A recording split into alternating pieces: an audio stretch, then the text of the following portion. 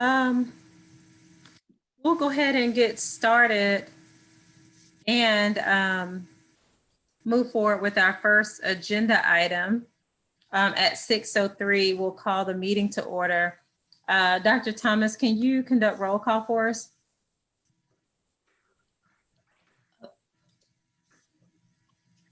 There she is. She was in the waiting room. Oh, Dr. Thomas was? Yeah. Okay. We're switching meetings and Yeah.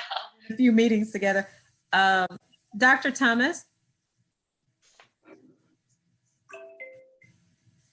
Yes, ma'am. Can you conduct roll call for us? Of course I can. Mr. Davis,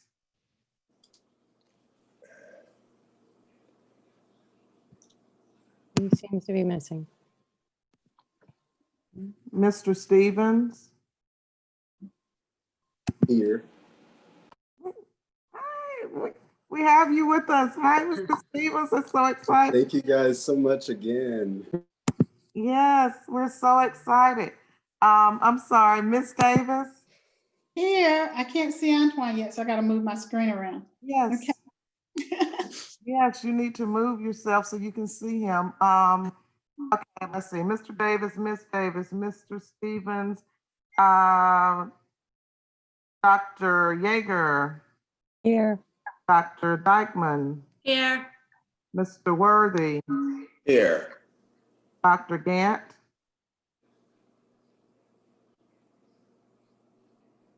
Here. Dr. Maddox, Here. Dr. Knox. Here. And Mr. Davis just showed up. Okay, Mr. Davis. He's muted. I am so sorry. My apologies. No problem. Thank you, Dr. Thomas. We'll move forward with item number 2, which is to amend or adopt the agenda. I'll open up the floor for motions right now. I move that we adopt the agenda as specified. Second. Okay. Thank you, Mr. Davis, for that motion and Dr. Maddox for the second. Any questions or discussion? Okay. Dr. Thomas, if you would take roll call for all in favor of adopting the agenda as printed before us. Yes, ma'am. Mr. Davis, Yes. Mr. Stevens, Yes. Miss Davis, Yes. Dr. Dykeman, Yes. Dr. Yeager, Yes. Mr. Worthy, Yes. Dr. Gant. Yes. Dr. Knox, Yes. Dr. Maddox. Yes. Okay, thank you. So our agenda, the main item on our agenda for tonight is our self-assessment. And so I do want to at least open up by thanking Drs. King and Rain for agreeing to facilitate our conversation tonight.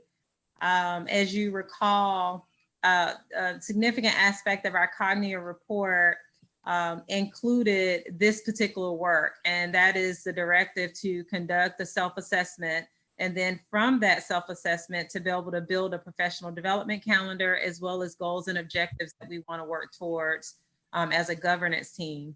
And so they have graciously agreed to continue this work with us. And so I do want to say thank you on behalf of the board to both of you all for continuing this work with us.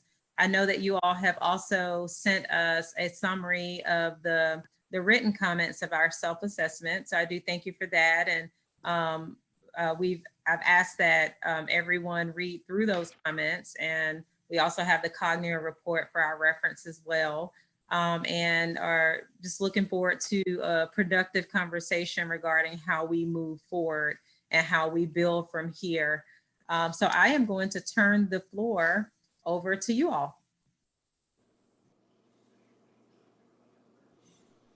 Thank you, Chairman Gant, members of the board, and the Superintendent, Dr. Thomas. We are definitely happy to be back with you to lead a conversation, a joint conversation, Julie and I, about your next steps. And I'll just begin by saying by pinpointing 3 major items that I would like for you as a governance team to think about for tonight. One would be to review your results of your self-assessment. And we're going to lead you through that because we have some takeaways in terms of what we glean from your results. So we're going to talk about that. So one thing would be to review those results. A second item would be to, as a governance team, for you to commit to an action plan around domains of interest. And what I mean by that, when you commit to action steps related to those 2 domains, that's going to be based on the analysis of the results. The third piece, and you already heard that alluded to earlier, would be what we refer to as somewhat of a crosswalk between what the self-assessment results are saying to your cognitive report, because one can be a complement and a support for the other. So we're going to help you think through that. You are the decision makers. You're in the driver's seat as far as what your next steps are going to be. Our role will be to lead you through that and to challenge your thinking around what those things should look like as it relates to best practice and previous experiences, all of the above. I'll pause there and I ask Julie to make comments before we begin. Well, we're excited to be back with you guys. It's good to see everyone. I think there's some new faces I haven't met yet, maybe some of your board member elect folks, and look forward to working with you guys as well. We thought we would start with the high priority items that you scored yourself the lowest in. I just want to make sure that everybody has had a chance to read the responses and the results. Has everybody had a chance to do that? Yes, I have. Right, because we only have 3 hours tonight, and there could be quite a lot of discussion because there's 8 domains to go over. So we want to make sure that we get enough takeaways for you and get through as much of this, if not all of it, tonight. So we're committed to get through the work if you guys are. I guess I could share my screen and pull up the report. Is that okay with you, Lisa? Yes, you go right ahead.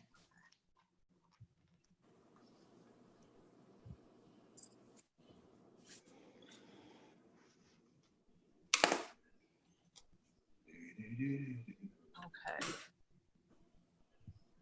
So I've got it here in Assembly. And we thought we'd start with ethics because that was rated 9 out of 10 of you said that it needed improvement. So Sam, do you want to take it from here? Yeah, well, let me also say that, as Julie mentioned, your results with 10 of you responding as a governance team, of course, will be the 9 board members as well as your CEO, your superintendent. So as far as domain number 8, which is on the screen now, that's the ethics domain. There was a tie for lack of a better way to say it, a tie between there were 2 domains that you, based on your results, felt that would be the highest level of need for you as a governance team. One would be ethics. 9 of you said that you were in need of improvement with that. And we're going to leave ethics on the screen, but I'm going to quickly run through a recap of what you said. I know you've read this, but I think it's fitting to do it because 9 out of 10 of you said you needed improvement in domain number 8, which is ethics. 9 out of 10 of you also said you needed improvement in domain number 6, which is personnel. 8 out of 10 said that you needed improvement as related to domain number 3, which is board and community relations. 7 out of 10 of you said that you needed improvement in board governance, which is domain number 1. Also, 7 out of 10 of you said that you need improvement in domain number 2, which is strategic planning. 6 out of 10 of you said that you needed improvement in domain number 5, which is board meetings. 5 out of 10 of you said that you needed improvement in domain number 4, which is policy development. And also 5 out of 10 of you said that you needed improvement in domain related to financial governance, which is domain number 7. So it gives you kind of a snapshot of what you said. So we're going to start, as Julie mentioned, with the 2 of top priority based on your results, which would be ethics and personnel. And so what we'd like to do is, remember I said, when we talk about the results, we want you to determine implications for next steps based on where you feel you are. Remember that in some cases, as a governance team, you might feel that you have begun to move the needle on some of these. If that is the case, we need to hear from you, because we're going to stop the talking and hear from you on domains.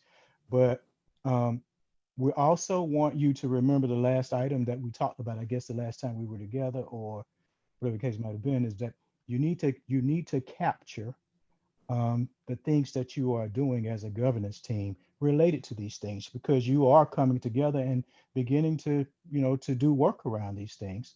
So the ball is going to be in your court for developing that process for how you capture this.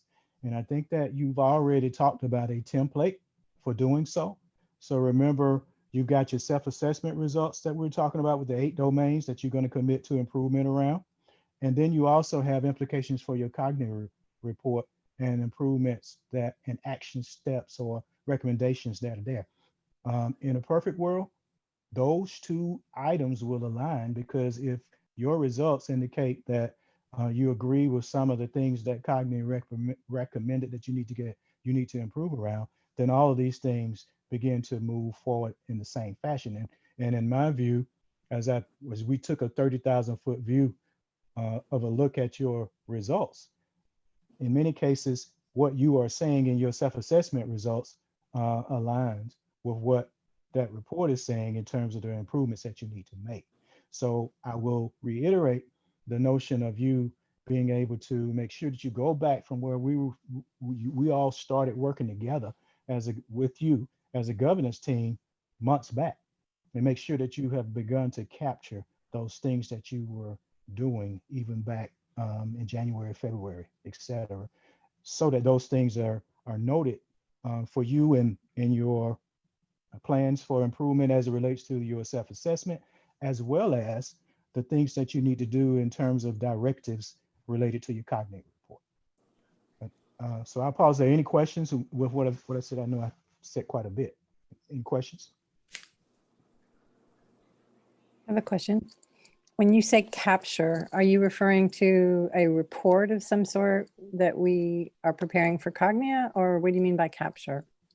Well, Please. two things come into play. You are expected to have documentation showing that you have begun to address the things that Cognia outlined for you.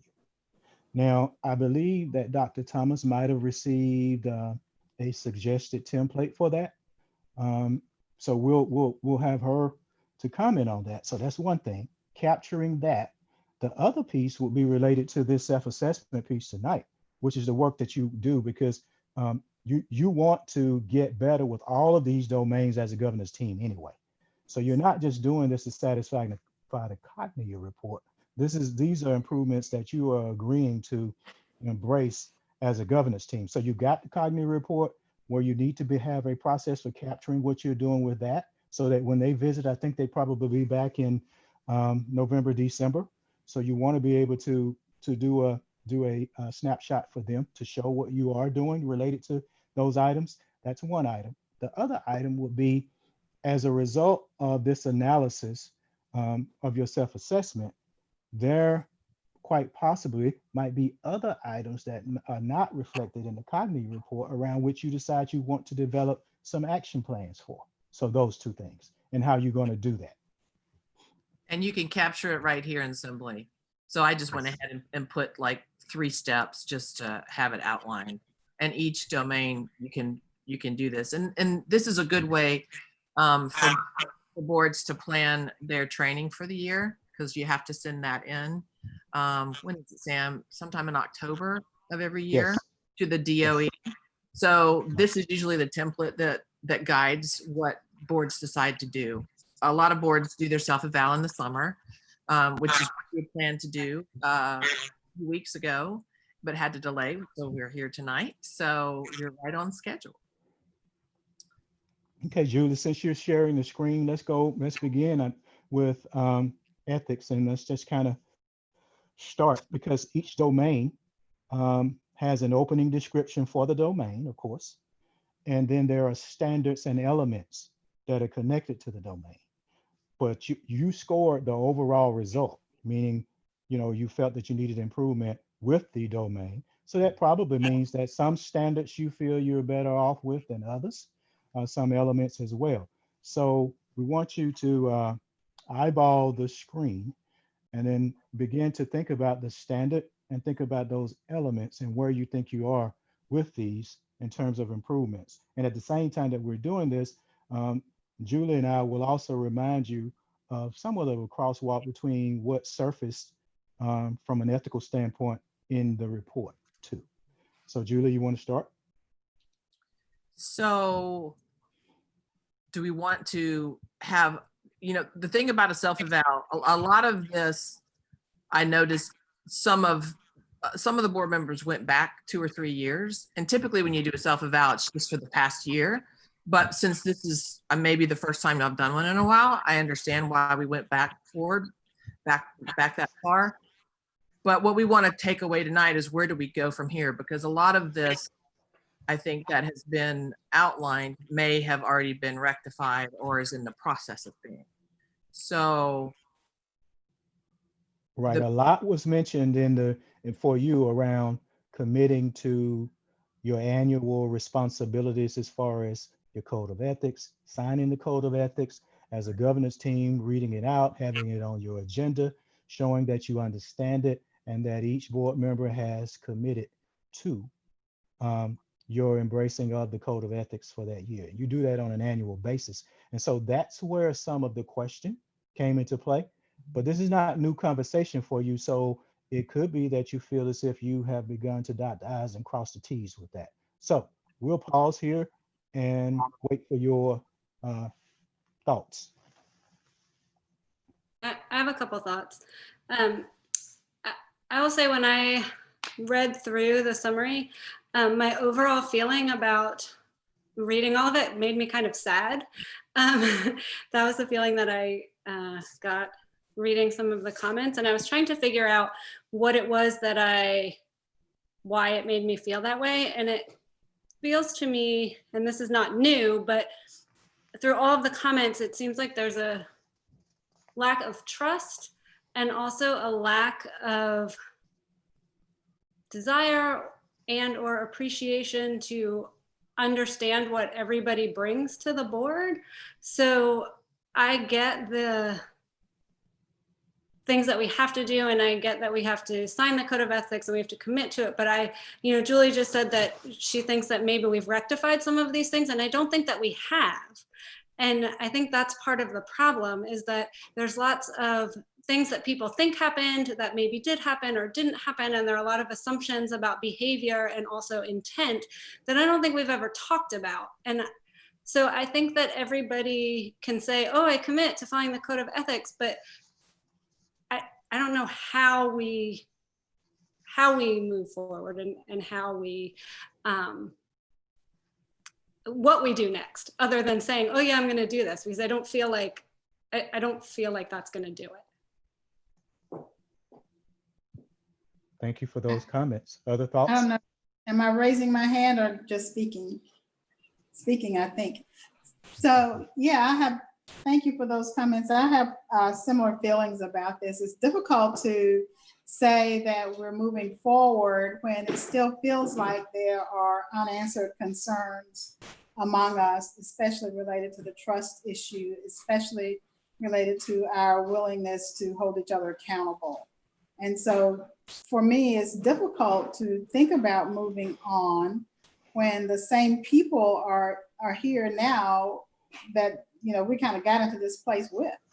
And so I don't necessarily see changes in beliefs and values and how we see things. So we haven't even walked this back to a place that we can reconcile the things that we have disagreement on. And so those things are kind of just laying on the side somewhere. And if we're told to put them aside and not look at them again, then let's do that and stop bringing them up every chance we get and move on and try and move on. But I hear these comments, the same accusations, the same things, and everything that comes up around Cognia, around our performance and around how we do things. And so it doesn't go away. It just keeps coming back in a different form. And to see it again in black and white on every single dimension is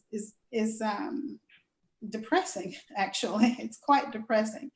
And so, yeah, I'm not sure how we move forward without, one, owning our behavior, and two, making a conscious decision to move forward and an intentional decision to move forward. Well, okay, while you ponder what you hear and appreciate that, Ms. Davis, appreciate your comments. Julie and I have a lot to say about this as we listen to you. However, we're going to reserve those comments for the moment and give as many of you an opportunity to speak as possible. And then we're going to begin to kind of prompt you and prod you for what next steps should be for each of these. So other comments we've heard from? Yeah, Dr. King, I would like to chime in on what Kara said, because I felt the same way reading that report. Sort of depressing. And of course, she mentioned a lack of trust, no doubt, is in there. Also, we're working with a divided board. There's a division. And also, by the board being divided, it's dysfunctional. And of course, when you look at those three things that I said, lack of trust, a division, and then of course, the board is dysfunctional. No way that we can move forward until we fix those items. Understood. Yeah, thank you, Charles, for saying that. But can you, this is Greg Davis. Can you elaborate? I understand the trust issue very loud and clear. But what division are you responding to? Okay, to give you an example, and I'm gonna go back to the Robert's Rules of Order training session we had with Zenda Bowie, when she said you have to be very careful when you see the same people voting, it could be the same 5, 6, or however many voting the same way. You creating a block vote to get what you want and what you don't want. No way a board can function and trust each other when that kind of behavior is going on. So are you, and maybe I shouldn't be doing this in terms of asking questions, but I do appreciate Charles saying that.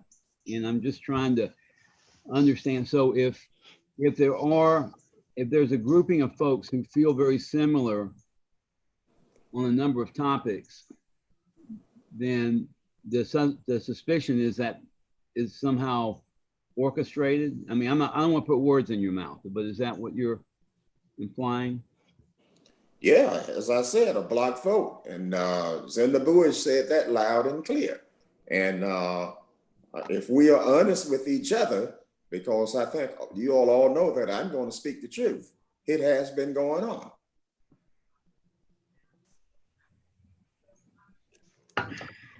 Other thoughts? Yeah, I would like to follow up on that.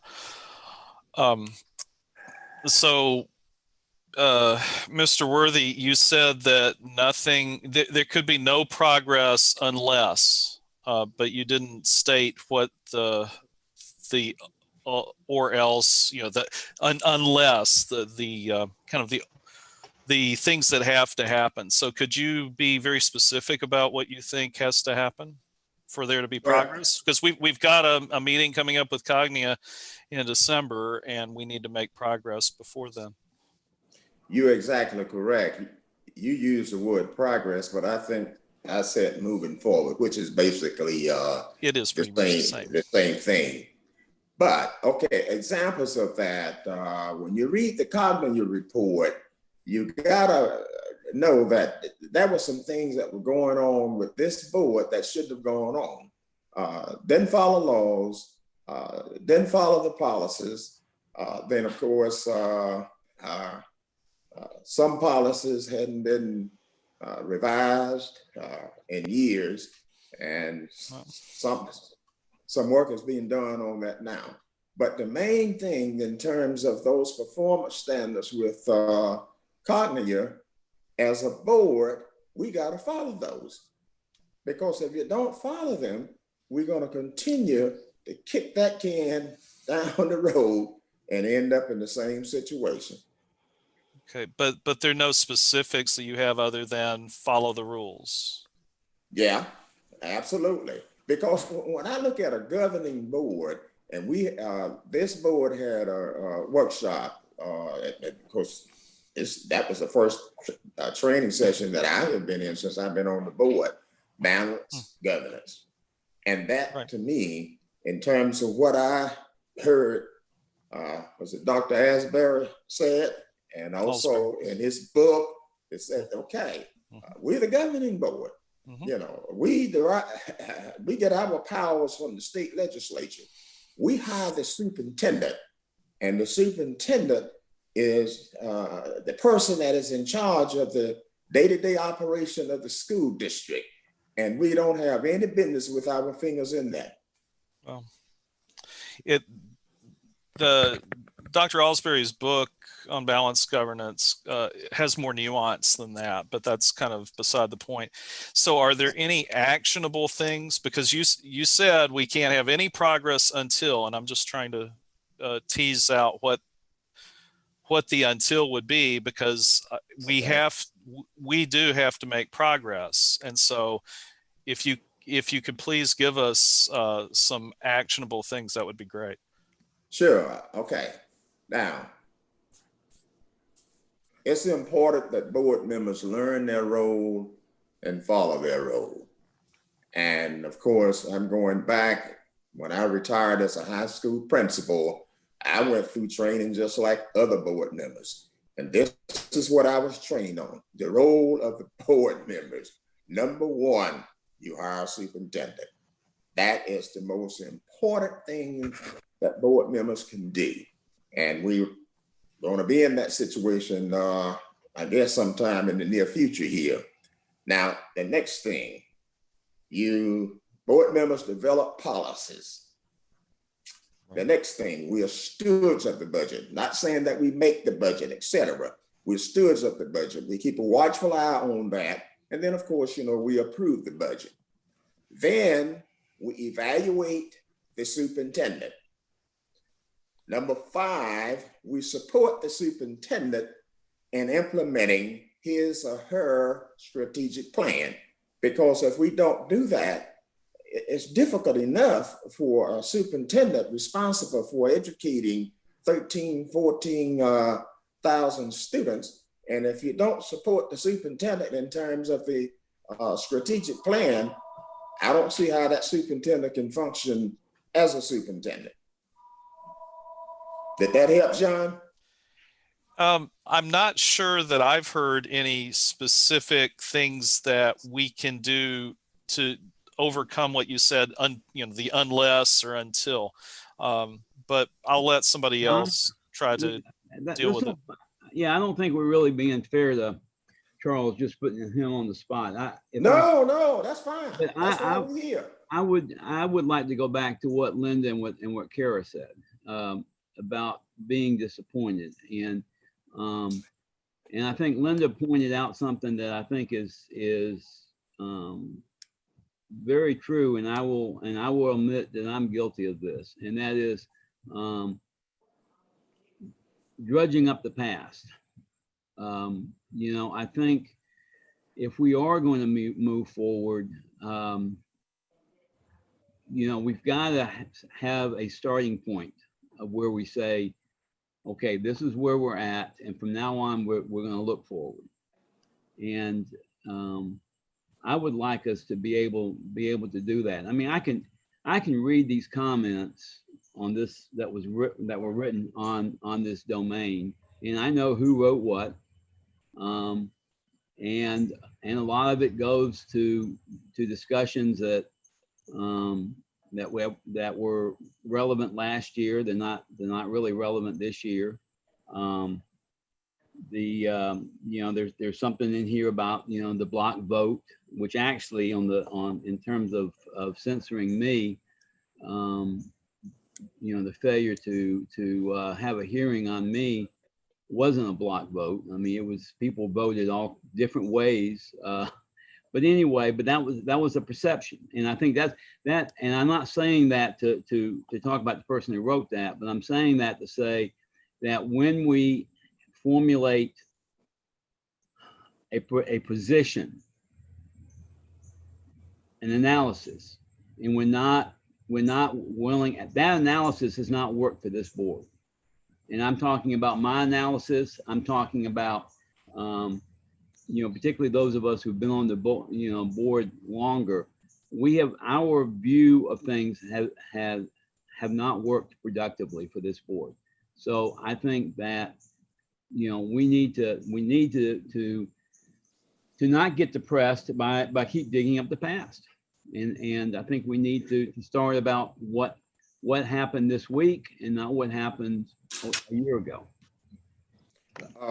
Greg, let me say this before Dr. King would take the next question here. No, I'm not feeling that you, John, or any of you, by asking me questions, is putting me on the spot. Because see, that's part of the situation. I'm thinking with self-assessment, we aren't going to get better as a board until we come to grips with each other and also face reality with each other. You know, that's some of the things that I mentioned in terms of our role. Now, that's what I was taught when I first joined this board. I don't know whether that changed. Maybe Dr. King can help us with this, having been a retired superintendent from Rockdale County.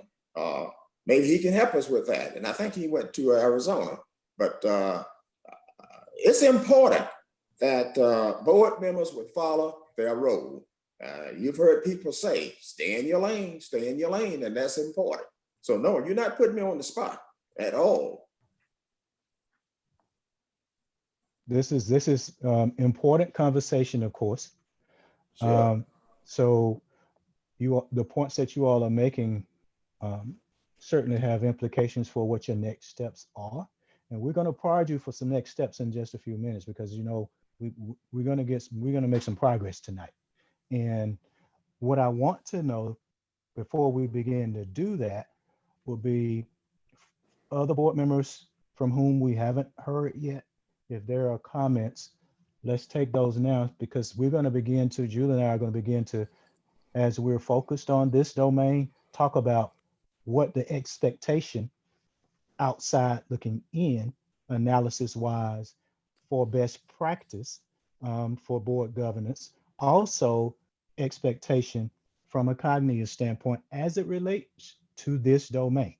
You know, so we're gonna talk to you about that, but we wanted to give you the opportunity to make your comments and get through those items related to this first. So we might have to try kind of push back a little bit so that we can move forward with it. But I want to make sure that we give others an opportunity to make some comments as well if you have some.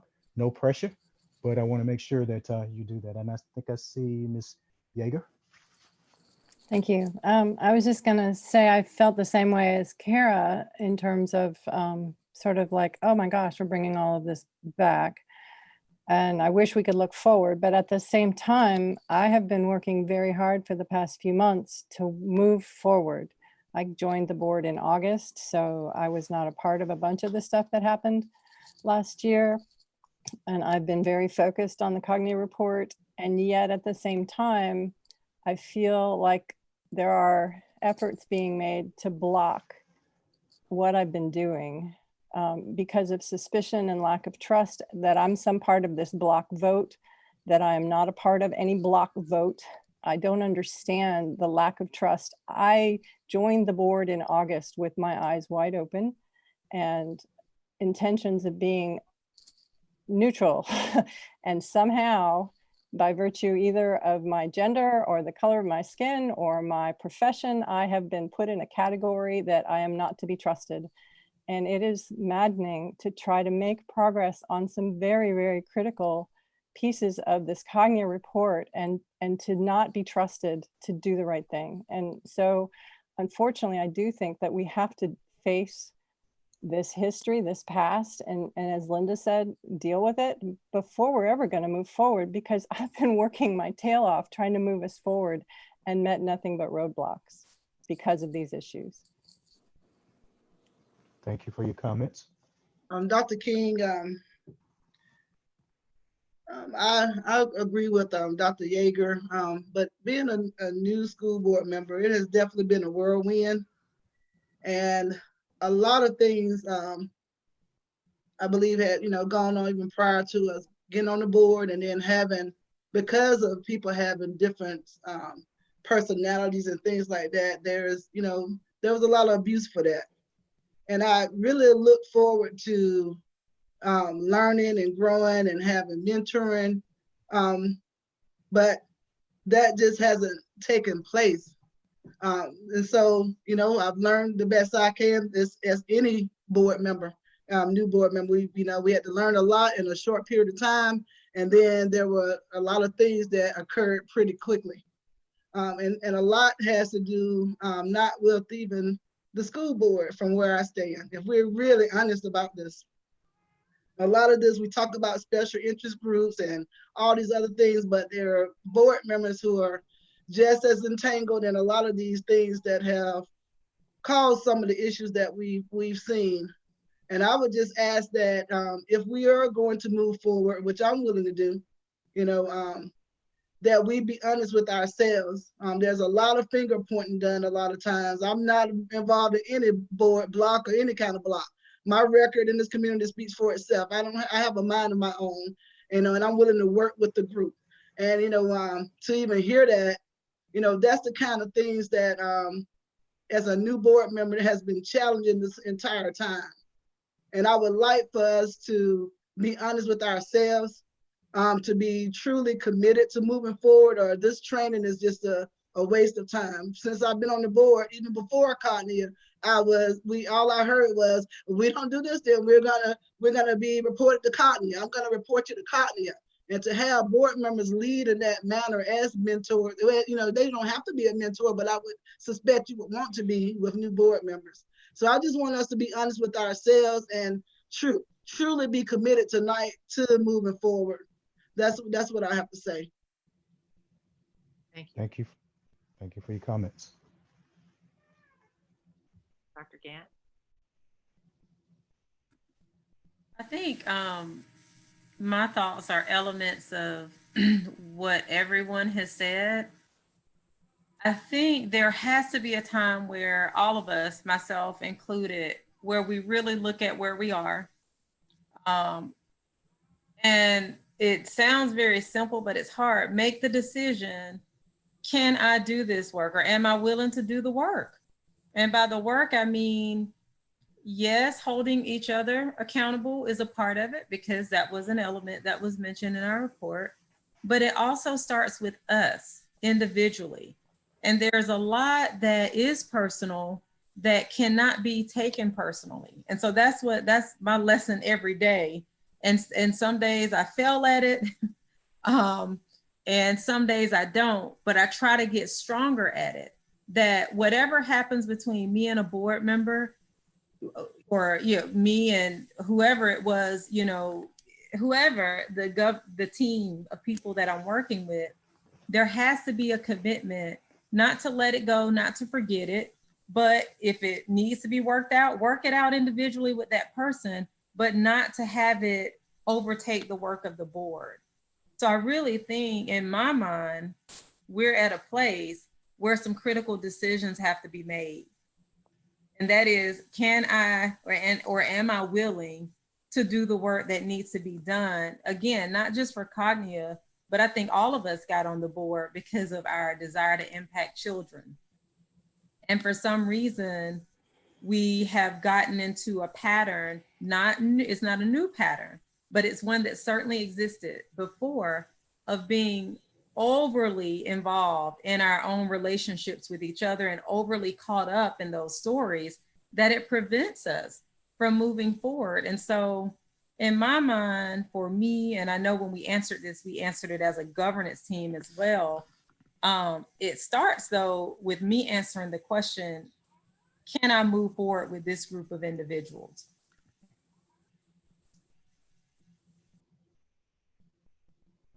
Thank you. So a lot of common themes and common threads through what we are hearing. So we'll, to expedite this piece as it relates to this particular domain, which is at the top. One of those that's at the top, because there's another that is also residing equal to this. This one is ethics. You need to, as a governance team, commit to improvement. So I haven't heard a particular board member at this point, or a member of the governance team, state that you are not in agreement with committing to moving forward as it relates to this domain, because we're going to have to take them one at a time. And this one is domain number 8, ethics. Now I'm throwing that back out again because Julie has just moved up to the standard A that's on the screen. So you take a look at it, and then there are 3 elements that are there.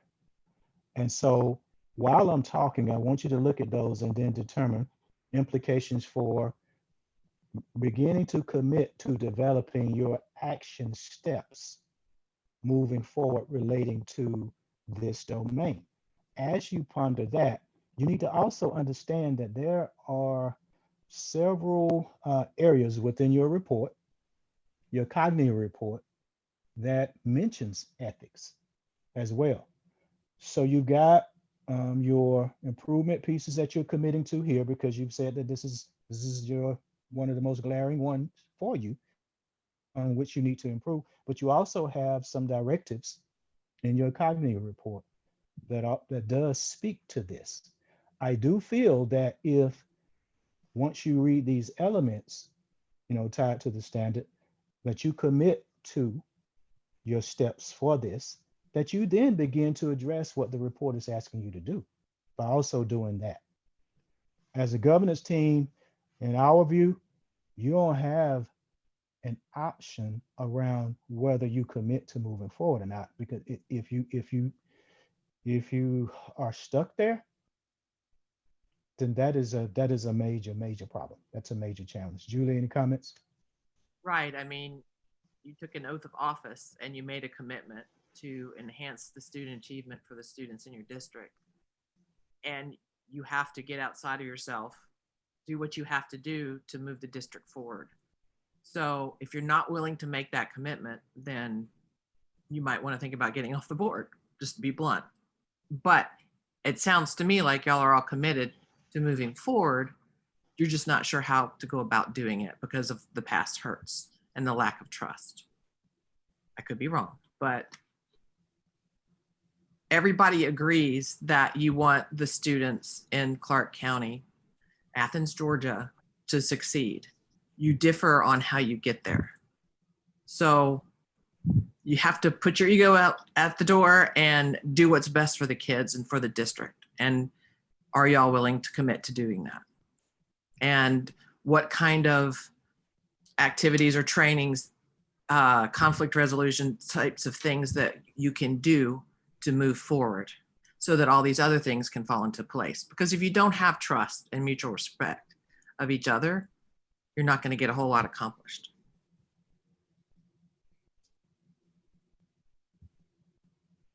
Dr. Yeager? So I was going to say the one thing we did this month was around our code of ethics. We reviewed our code of ethics policy. We revised it to to be consistent with law. And we have hopefully now all reviewed it and signed off on the document that we received that gives us our annual review. One of the big things I think we all admitted to Cognia when they were here was that, no, we aren't reviewing this document annually and haven't for a while. And so when they call out our following our ethics, I think my read of it is that that's the number one thing they were calling out. Maybe I'm misreading it, but the fact that we weren't reviewing it annually and we weren't signing off and filing it appropriately was one of our big flaws. And I think we fixed that this month. I don't know if all of the signatures have been collected, but we at least moved through that process this last board meeting. And that's what we had heard from your board chair, that y'all had moved forward with that, and that people were actually, that you just weren't aware before that you had to sign it. So there was a disconnect there that now y'all are aware of it. So that's a step in the right direction. Okay, so that's. So Julie, Go ahead. Dr. King, can I get some clarity? I'm sorry. So what we have had them, I say we because collectively, what has been signed annually is the annual document that captures board training hours, and then to the right of their training and the number of hours are two columns. One is adheres to the code of ethics and the other is adheres to the conflict of interest. Correct. Is that the signing that you all are referencing, or is there another document in addition to that? No, that is the one that the state Department of Ed sends to you for y'all to sign, to make sure that, because part of the code of ethics is getting your training requirements every year. Okay, so that has been signed annually, and we have record of that. And that was one of the things we discussed with Dr. Gant and Dr. Maddox. Ms. Palmer has record where that document is signed. So I think that is part of the misunderstanding too, is that people don't realize what they've been signing or that it's on there, because we don't do a formal review of the code of ethics and conflict of interest annually. I think the expectation has been maybe that that's done independently, but individuals have signed off annually that they adhere to that when they sign off on their training hours document. Well, that's good to know. I think it is a best practice for boards once a year to look at their code of ethics to see if there's anything that needs to be updated. There's things you can't take away from it because it's state mandated, certain parts of it, but you can also add to it. But just to make it more formal and to point it out during a meeting that this is what the board is going to be signing. I know we did that one year. So are we reading that as the only issue in this section of the code that we violated, that we just simply didn't sign and review that every year? Is that what we're saying out of this section? No, that's not what we're saying. I was waiting just to hear, because that's an encouraging step forward, that you are able to document that your governance team has clarity around the notion that as a governance team, you are committing to annually adhering to the code of ethics. So that's one thing, because you need to capture this in your document for the, of course, the right reasons, but also for the documentation for your cognitive report. So I hear you saying that now you have some clarity on the notion that you have to do that annually. There's a document that you are to sign annually that says that you've done that and you are agreeing to adhere to it.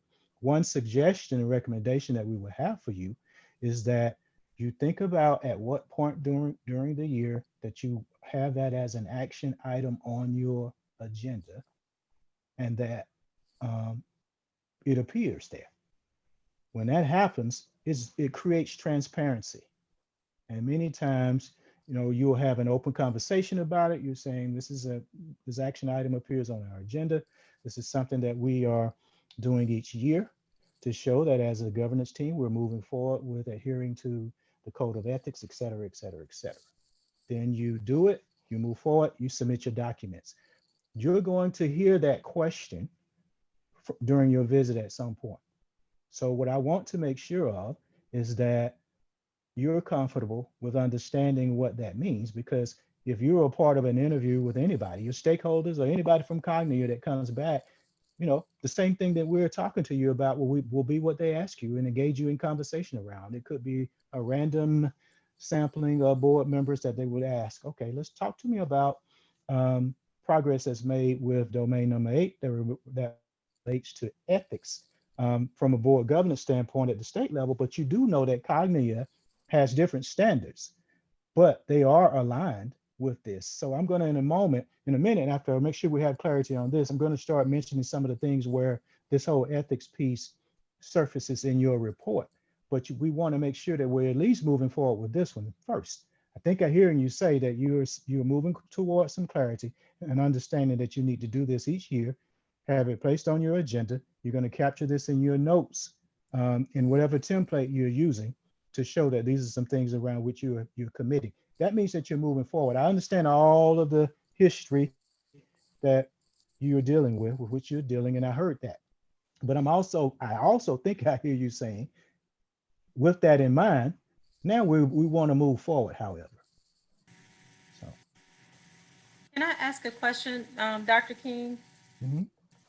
So, yeah, because I think I was one of the ones that originally got things turned around in my head. And I think from that point, I reached out to maybe you or Dr. Raymond. I was like, wait a minute, is there a document or is this something we already have? And Ms. Palmer was very helpful because she also went on a scavenger hunt, like, bringing up old documents. And so if it is something, or seeing that it is something, we have been signing this as a board, or the board has been signing this for each year. Are you also saying once we put it on the agenda to sign that we need to simply go through and like review our code of ethics and just have a conversation about if there's, in addition to the formality of signing it, but before that saying, are there any updates, any things that we need to add, or just have a more intentional conversation around the board of ethics, around the code of ethics as well? Right. It's basically a joint commitment each year. Okay. That you're going to continue your commitment to adherence to the code of ethics. You don't have to go deeper into that again if you've already made that commitment, but to just have general conversation around, this is something that we are committed to doing each year. And here's what it means. And you have those elements that are there. It says the board adopts and adheres to an ethics policy that includes at minimum an ethical code of behavior, et cetera. The superintendent adheres to Georgia Professional Standards Commitment Code of Ethics. The board adopts and adheres to a conflict of interest policy that includes state law requirements. That's what you're going to be saying. That's what you're saying publicly, for your stakeholders, but you're saying it for yourselves too, so that you have common understanding of that. And sometimes DOE can change documents, but you maybe send a different document. It comes to your superintendent. And when that happens, you simply have to make sure that you're signing it. But by developing your calendar for this, you'll have some accountability mechanisms to ensure that you're doing it. So that's what you want to do. Sign it, you got to make sure you're following it. So Yes. That's the real important part. And in that, Thank you. that code of ethics are all the knowing your role, getting your training requirements, all the things that are required of board members. So it's not just a matter of signing it, it's that you've committed to following it and you are being honest when you sign it. All right, so I'll ask Dr. Thomas, do you have in mind where you feel you are with beginning to capture your movement on domain 8 from an ethics standpoint? Well, we have set up, in terms of capturing that work, we have set up a process to document, to pull evidence from meetings, minutes, activities, trainings that the board has been through. You had referenced earlier a template that was received. I have received the workspace document from Cognia. And what we are doing now is utilizing one of our district staff people who usually, he in the past has overseen our accreditation work. He oversees our charter application work. And so he's very fluent in that process. And so he is working with me and will be working with the teams as a whole to begin now setting checkpoints and dates to review documents, submit documents, and is managing that entire workspace piece for us. In terms of where we actually are with growth, I think everyone has alluded to what we are doing. There's some things that have been addressed in policy. I think we actually were going to send out in my update for this week information on the Code of Ethics, a copy of that for everyone to reference, a copy of the conflict of interest, a copy of the document that everyone signs off on annually, so people are aware that they actually are signing this, so we can respond accurately when we're questioned by Cognia or by anyone, as you know, as far as that goes, about our work toward that end. So I do think we are making some progress, even if it's just in a greater understanding of what the documents are. And then in listening to you this evening, I've already been communicating with Ms. Palmer saying, let's make sure that this is just a standing item on our board agenda every year when we get ready to submit that template to the state, that we also have simultaneously a time on here for board members to review the Code of Ethics and go over that work. Right, because you will be also asked, how are you monitoring? And so what you just mentioned will be the beginning of an answer to that. There's one thing to commit to adherence and signing the document, but the accountability piece is around, okay, how are you monitoring how you're doing with these things? So what you just mentioned, Dr. Thomas, will help you with that. And I'll also mention that in your report, improvement priority number 1, it raises the whole Code of Ethics piece. And I'll just read this to you for you to think about if you feel that what we just talked about begins to move the needle on that, because it says develop, implement, and evaluate a comprehensive professional development plan for board members to include orientation sessions for new board members, that's separate, whole board training on roles and responsibilities of board members and the superintendent, and an annual written commitment to adherence to Code of Ethics. That last piece is what I wanted to mention for this conversation on this domain. It says an annual written commitment to adhere. And if you do what you just said, then you will be able to say that we have begun to movement in satisfying that, because that's how it appears in the report. In that same section under improvement priority number 1, it makes a reference to your self-assessment, which has some indirect implications here, because it says conduct a self-assessment twice per year, utilize the results from the self-assessment to identify additional professional development needs, that kind of thing. But yeah.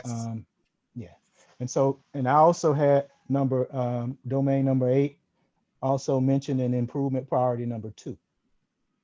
It says review the Code of Ethics to develop and implement a plan of accountability to ensure adherence of all board members in order to execute the roles and responsibility of board members and manage board functions effectively and efficiently. That's in your report also. So Julie, other comments?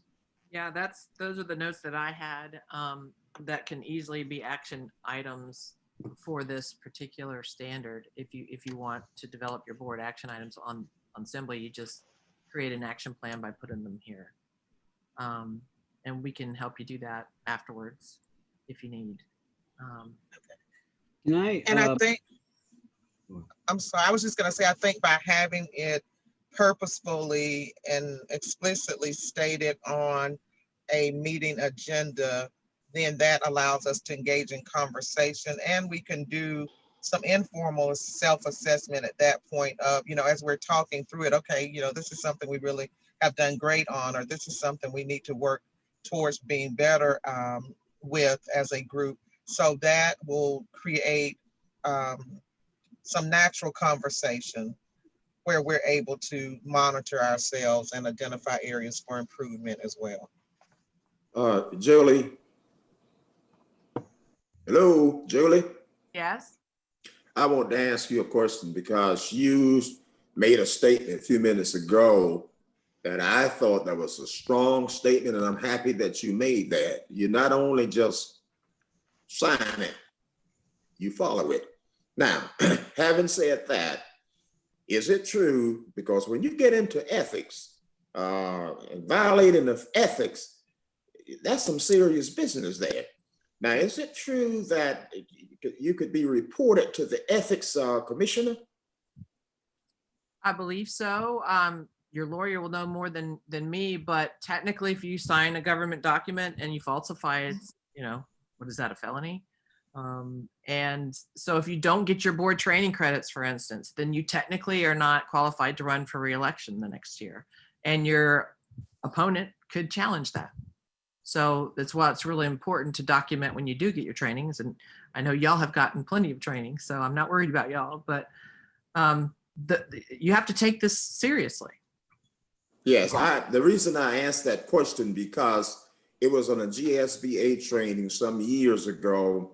And also I've attended all of the NSBA conferences except one.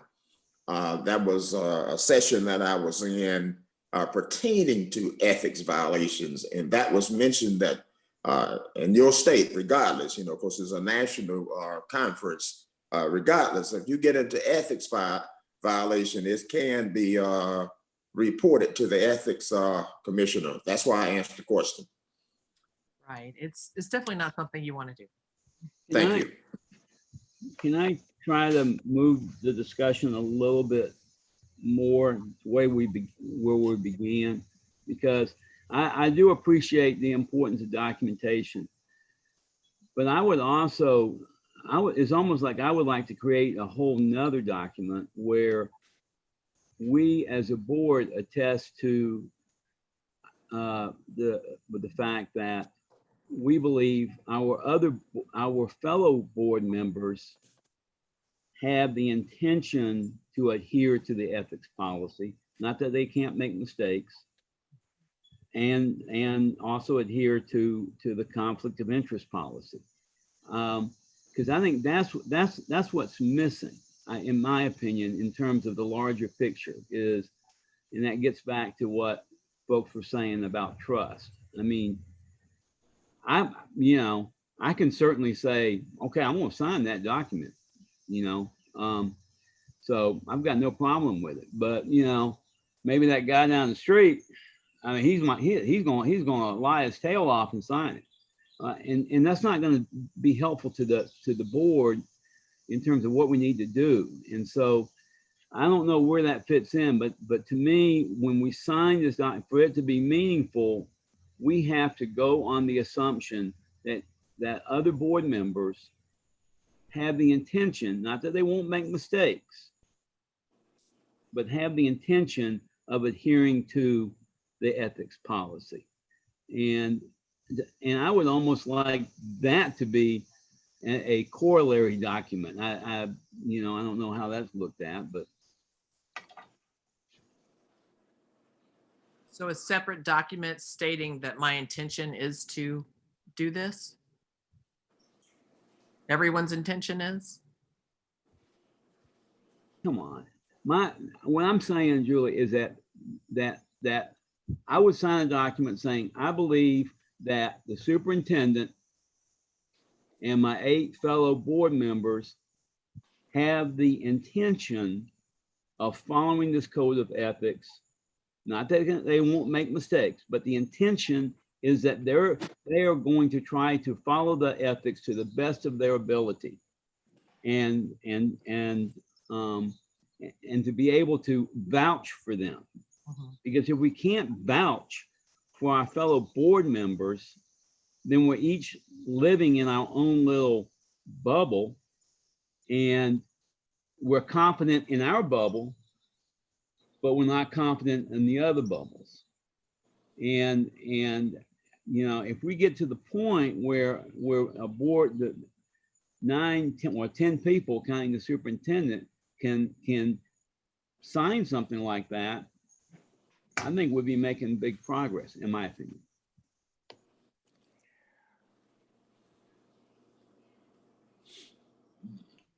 Other thoughts?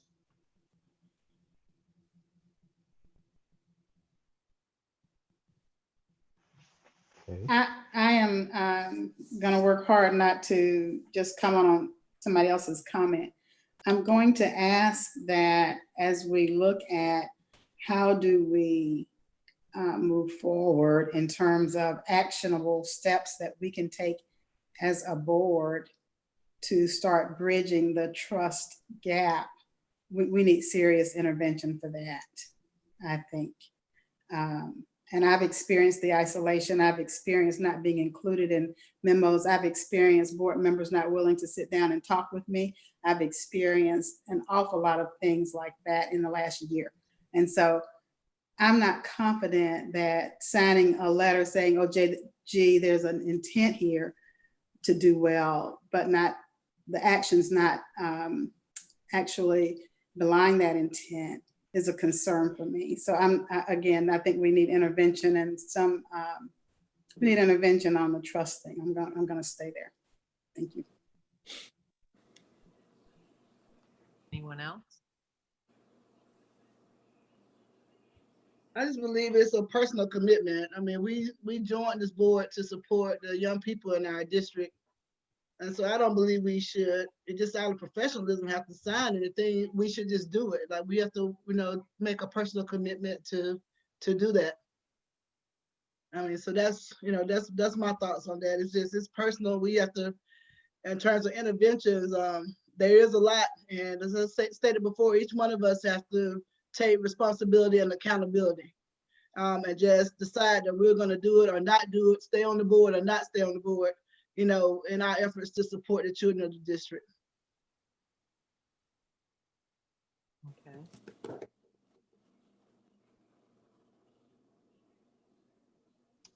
All right, so we hear the pressing items that are there. And it's, in my view, a bit encouraging to hear that you have a mode for capturing this commitment to adhering and the steps that you need to begin to take each year. Each of you should be able to speak to that if you're asked by a stakeholder in terms of this particular domain. It doesn't mean that you are where you want to be, but you certainly can give some comments and discussion around where the things that you are committed to doing and beginning to move forward with this one. Much work still to be done and conversation around this one, of course. So that's domain number 8 with ethics. Julie, are we ready to move forward?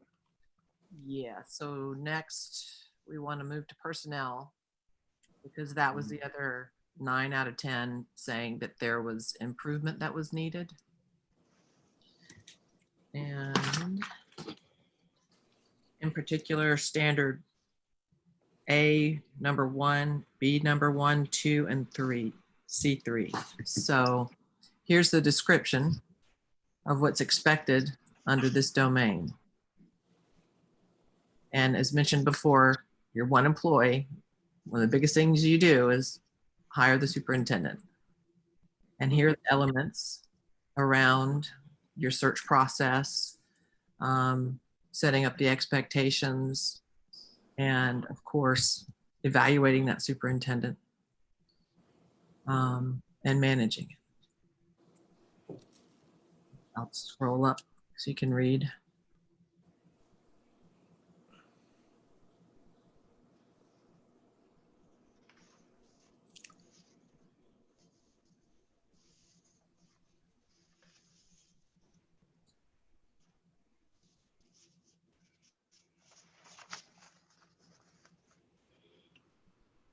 Julie, probably to move us along, you want to go back up to the top to the first piece, and let's just take it one at a time and go from there. That probably would be a good thing to do.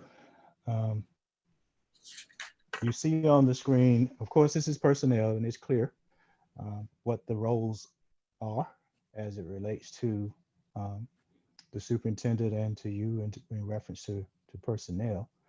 But we can talk about that if you need to as well, because this one was equal to the ethics piece in terms of you saying that 9 out of 10 respondents said that you were at a needs improvement level with this. The first one says the Board of Education employs a superintendent who acts as the executive officer. Then you get into the element, which speaks to element number 1. The board search and hiring processes result in selecting a superintendent with verified knowledge, etc.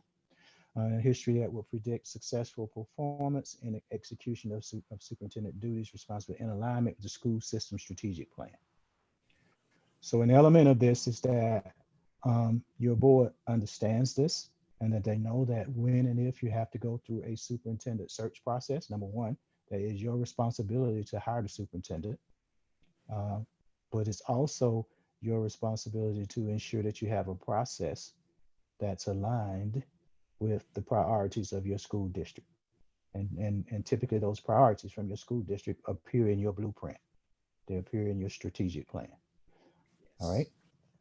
So that's important.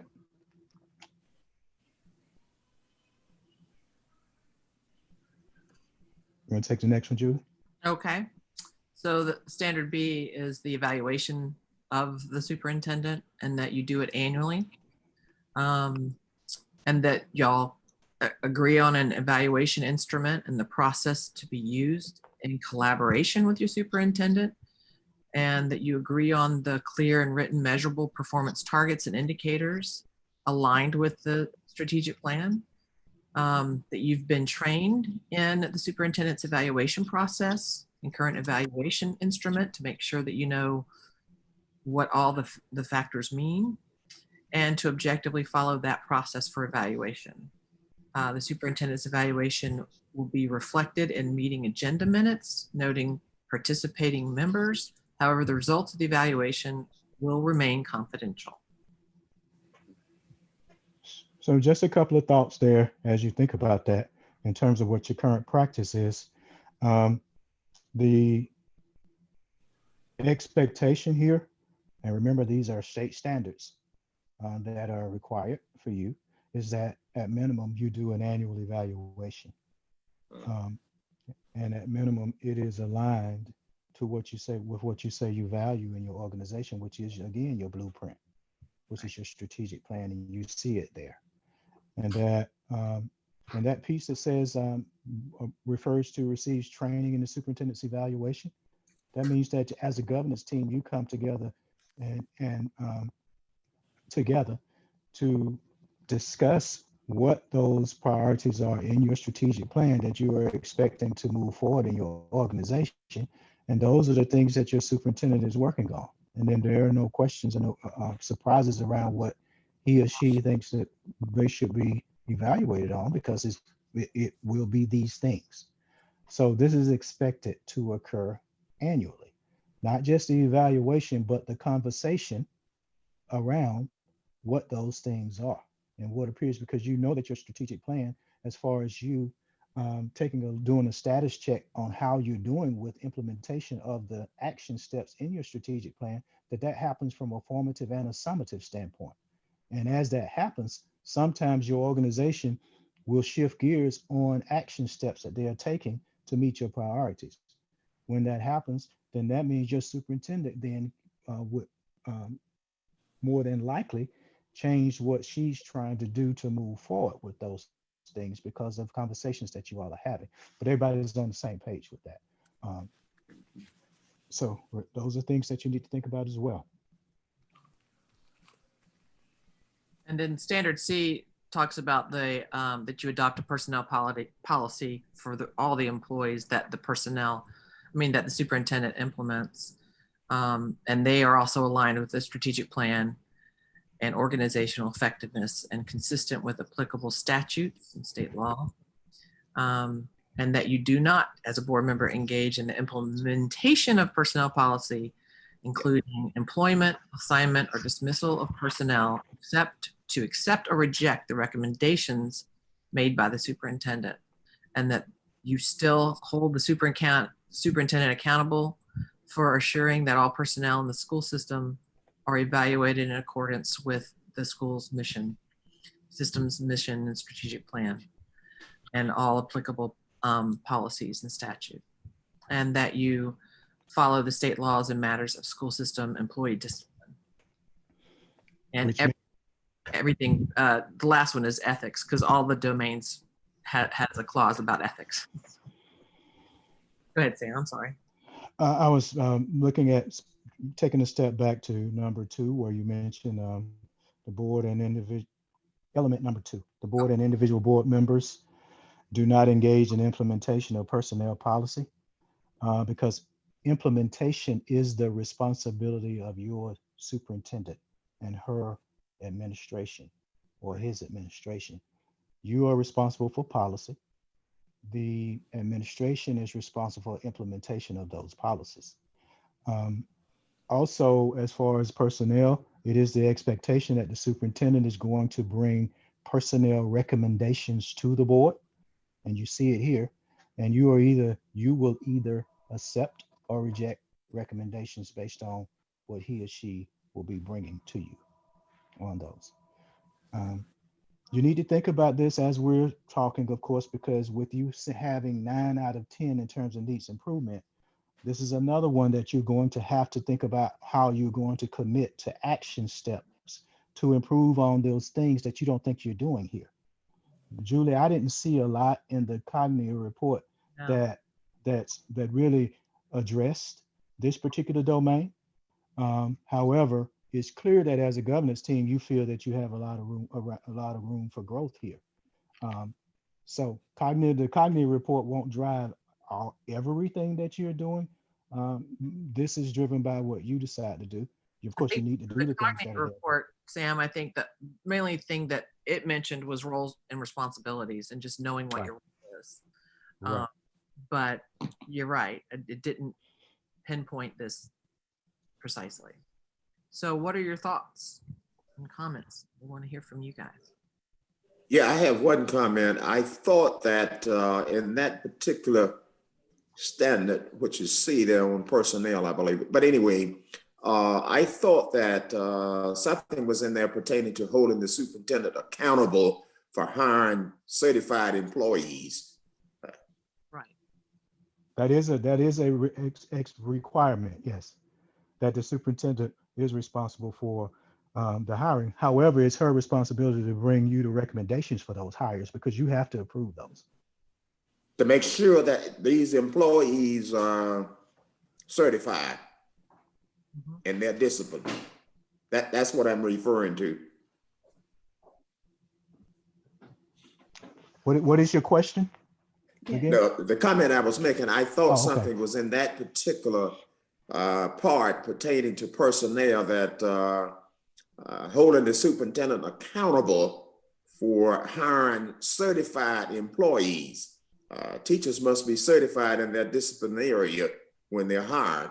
And of course, with the boards approving that recommendation, we are trusting the superintendent on that. Right. That gets number 3 there. Number 3. For it's all personnel, not just certified, but classified as well. That's what, yeah, that's element number 3. Right. Okay. Right here. I would like to kind of ask the question. We have, since I've been on the board for 5 years, 6 years, whatever, we've done evaluations. We've done a midterm and a final evaluation. And in terms of steps forward, I've proposed this before, but if we're only required to do one evaluation, I'm not sure why we do 2. And I mean, to have one evaluation that the entire board feels comfortable with, based on our history, that would be a tremendous accomplishment. But right now, according to our policy, we have to come together and feel real comfortable with 2 evaluations. So I just throw that out to my fellow board members about whether or not that policy that requires us to do it twice a year is really beneficial. Is one of those a formative and one a summative? Because we do recommend that you give a mid-year kind of check-in, real informal, to make sure that y'all are all on the same page and nothing has changed in terms of goals and there's no surprises for 6 months later when you do the formal, the summative. Are you doing 2 summatives? No, it's formal. It's exactly as you said, policy CEI. Okay. Well, that is a best practice that's recommended nationally, that so that y'all are on the same page, because 12 months is a long time to go without discussing it. But what has been introduced to me is that we use the same tool both times, and that really tore us apart last year, is because the tool that I thought was going to be the formative assessment was I mean I'm sorry, I'm mixing up the terming. Anyway, with the superintendent evaluation that came at the end of the year, that we were being asked to use that same one in the middle of the year. If that's what you, Linda, I mean, am I, because you were chair of the superintendent committee at that time. Am I wrong in saying that? If I'm wrong, I'm wrong. We use the same instrument for mid-year and end of year, the 2 years that I was chair of the superintendent's evaluation committee. And for the years prior, it was the exact same thing. It was a different instrument. This board has not been satisfied with the tool that we've used since I've been on the board. So we changed that, and we always did that in concert with the superintendent, input on that tool. So I am right that, Linda, I think you're agreeing with me that we're using the same tool twice last year. Yes, because each time the tool only speaks to the measurements and progress on the measurements on the strategic plan. Well, see, the rest of that is our narrative, right? See, what you're saying sounds different than what Julie says. And yeah, so, it doesn't have to necessarily be that formal where you fill out the tool. That you might just sit down and have a conversation and informal. That's what I'm talking about. So that's exactly what I'm proposing. Yeah. And so for this board, in the last 2 years, and think back to these 2-3 years and even 4 years, there was always some crisis brewing where we really needed to sit down and have a serious conversation about what was going on in the district. So again, we did the same thing. I continued doing what I was taught to do when I came on the board. That's all the bottom line is to that. so these are some things for you to think about as a governance team, because what we're going to do is tell you what's required and expected. Right. The requirement is that you do an annual evaluation. Okay. Right. All right. It is best practice that you do a formative, which is a mid-year discussion, to do a status check on how you think you're doing, your superintendent. And then at the end of that cycle, you complete your summative. Now, that means that mid-year check, you utilize those priorities that you've agreed upon that are already in your strategic plan, that your superintendent is moving forward with her administration to implement, to administer those things. That mid-year is when you come together in executive session and you have a conversation on each one of those items around, how are we doing here? Let's talk about the progress made. And you might even, if you're using Simly as an example of whatever you're using, your superintendent will have even uploaded some quantitative items or qualitative items around that. And that's what you're speaking to, those things. And so you're having conversations saying, I think we're on target here, but here's some things where we want to get better. And we have the remainder of the year to do some things to take us in a different direction.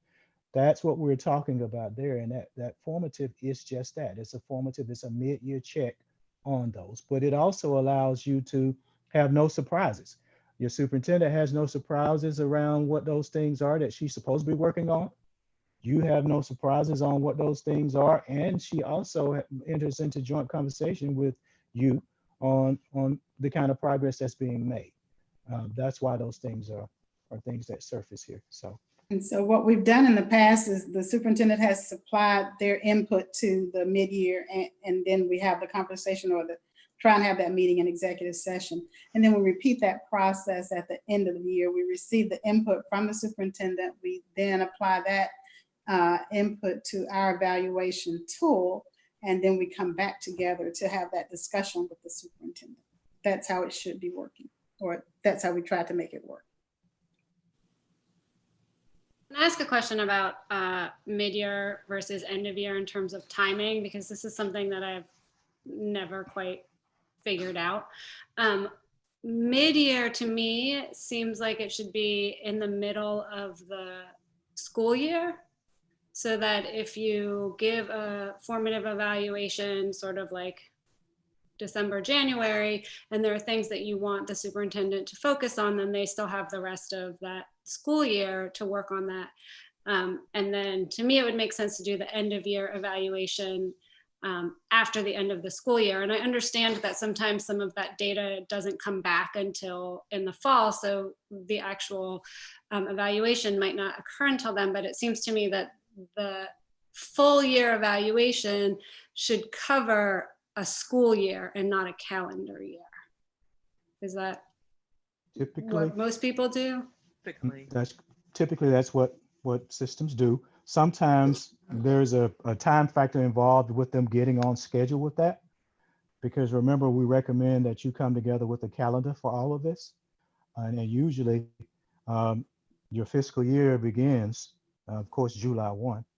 And so many times that's when the new cycle begins, when you're entering into the conversation about how you think, you know, your summative and what those results are. And at the same time, you develop your expectations for the new cycle. For the new year, So okay. that's right. And then usually around December, January, you're ready to move into the mid-year conversation Okay. on the status check on how you think things are going. And then you make shifts so when they're required from that as a result of that. And then once you arrive at the end of June, around thereabout, of course, you're ready to do a summative. Okay. But if you're off cycle with those things, sometimes it takes time to get back on track with that. Yeah. Okay, that makes sense. And know that So- sometimes this aligns too with what your superintendent will be doing with his or her staff, certified and classified, because they're doing summatives and formatives with them in many cases also mid-year. Sometimes your cycle for your superintendent evaluation may be a little bit different, a little bit not necessarily on total track with that, but you do have some standards and consistency around how that's being done typically, or boards want to move in that direction. I'm sorry, somebody was speaking. I think I cut him off. I wanted to say thank you so much, Kara. Kara's been trying to get us to see this calendar like that since she's been on the board. And again, that is just not the way we did it in the past. And so that's the only explanation I have. Yeah, no, I mean, and that's not the way it's written in the policy. So I understand why it has been done the way it's been done, but I think that's one of the ones we're going to review so we can talk about that and make it work better for us. That's great. That moves Yeah, us forward. That's right. This is an example of where you would capture your notes about this too, on what you agree on. Clearly, you know you want to do some things different with that 9 out of 10. It tells us that without doubt. So you want to capture those things that you think you want to change. And that doesn't mean you're going to be able to do it overnight. But, you know, if you have policy that's different than what we just described, then you need to make notes on how you might consider revising your policy to begin to move in the direction of this type cycle, if your governance team is agreeing to that. So I'm sure we can talk about this when we look at the policy, but in that December, January timeframe is when we had all of the milestone results and things back from the state. So we weren't really in that situation. And I think that's probably how we got off track. We weren't evaluating the current superintendent's performance. We were probably evaluating a previous superintendent's performance in terms of the summative data, if that makes any sense.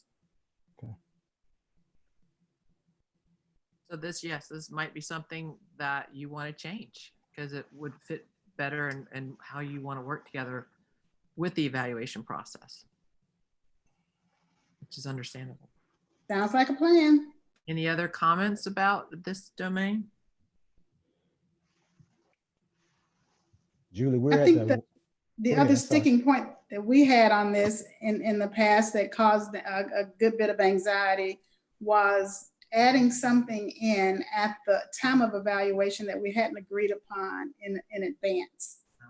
And so that was a major thing that caused a bunch of tension in the board, because we didn't sit down with the superintendent when we set out the expectations and agreed to add some dimensions in.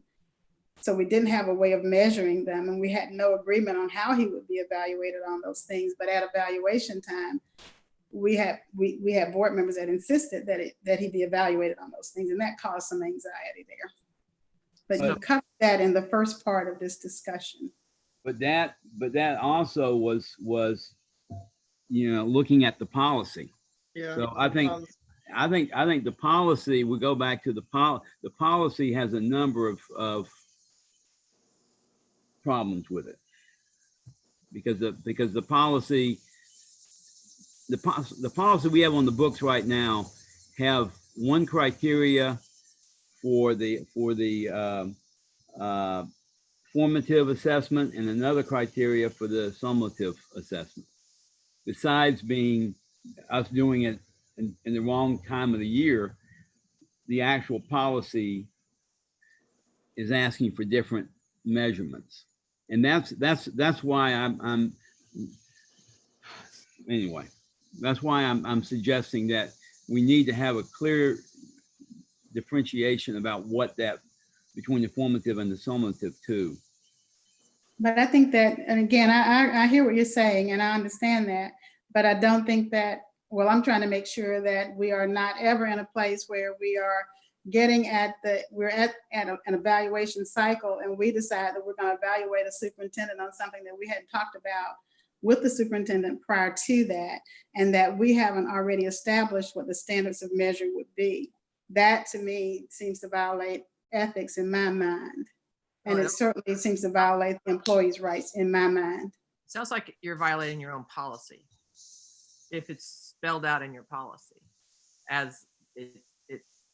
Yeah, I mean, that's exactly right. So what Linda is saying, which was consistent with what she said then, you know, she was looking at it from that perspective. There were others that were looking at, like myself, I was looking at it from, this is what the policy says that the mid-year assessment is supposed to capture. And so, you know, that's a situation where, again, if we put intent, getting back to the ethics piece, if we put intent that my intention was bad from Linda's point of view, I had bad intentions, or if I look at what Linda was doing as her having bad intentions, that's what to me devastates with the trust and the ethical commitments on the part of this board. That's a really good example of that. I just want to say, if I recall, it wasn't that there was never any discussion with the superintendent about those objectives either. You know, I do hear what Linda's saying about how we evaluated it, but I was definitely going by what was in the policy as well. So I'm looking forward to moving forward, and we are, you know, Kara's doing a great job with getting us in that direction. Y'all are on track to evaluate Dr. Thomas on a schedule, even though she's interim. Have you already had those discussions? We have had the discussions, and we actually did a mid-year kind of informal evaluation, which is really end of year, but really was the middle of the, I don't know, the way that the policy is right now. But anyway, we did do sort of an informal evaluation with her.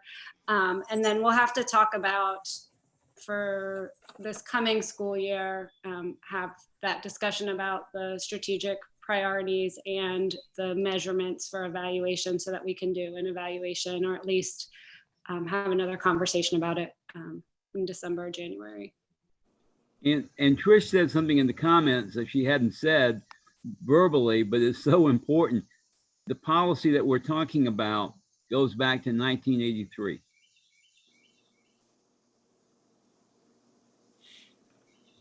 So it sounds as if you need to consider making some changes.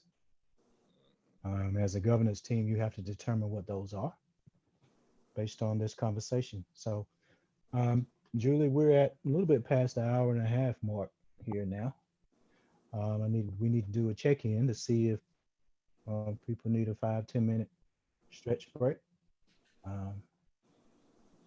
Why don't we Don't want- take we a don't want to 5-minute? we don't want to lose anybody. Yeah.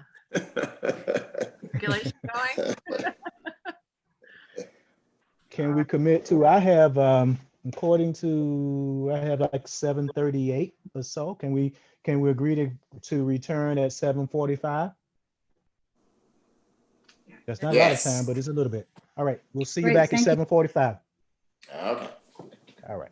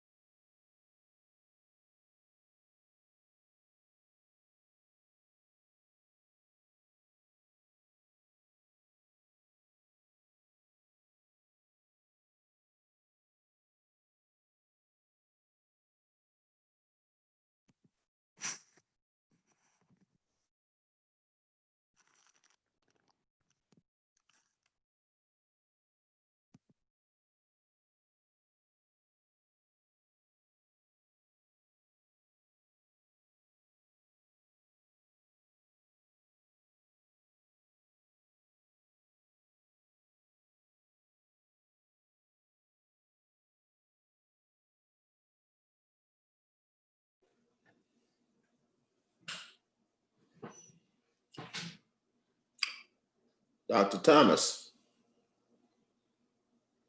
Dr. Yes. Thomas, Yes, sir. you and I are gonna get the door prizes for being the first two back to this meeting. How about that? Are they delivering dinner? Say that again? I said, are they going to deliver us dinner as a prize? Let's ask for it. Well, I have to confess, mine is in the oven, so I'm gonna try to pay close attention at the same time. Maybe hide myself for a minute or two, but my ears will all be there. I just put in the chat, that's totally what I'm doing. I'm hiding myself till I'm done eating. Okay.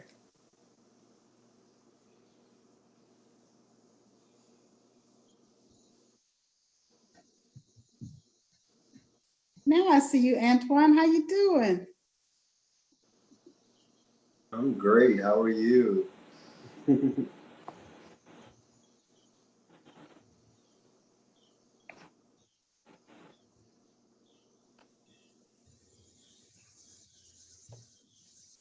Okay, Chairman Gant, if you are in agreement, we will resume. Ready to move forward? Yes? Okay. All right.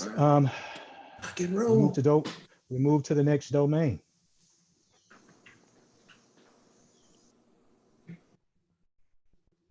Which should be domain board and community relations, which is domain number 3.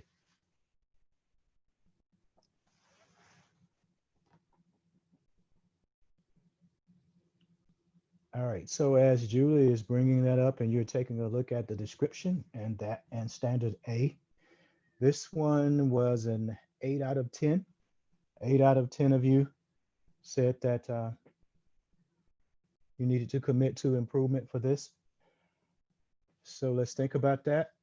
I didn't have in the notes that I made, in addition on the notes that Julie made, I only had one possible reference to domain 3. And so we'd love to see if you had some other indicators, but not a lot of surfacing of domain 3 in your cognitive report. And we only mentioned that because of, documentation that you might need. The only thing that I noted was it did mention communication, enhancing communication or transparency. But, that could be considered between each of you and with you and between you and the superintendent, or you back to the superintendent, or it could mean your stakeholders. So, however, and so that was my takeaway from the cognitive report, but for your report, it was 8 out of 10. Julie?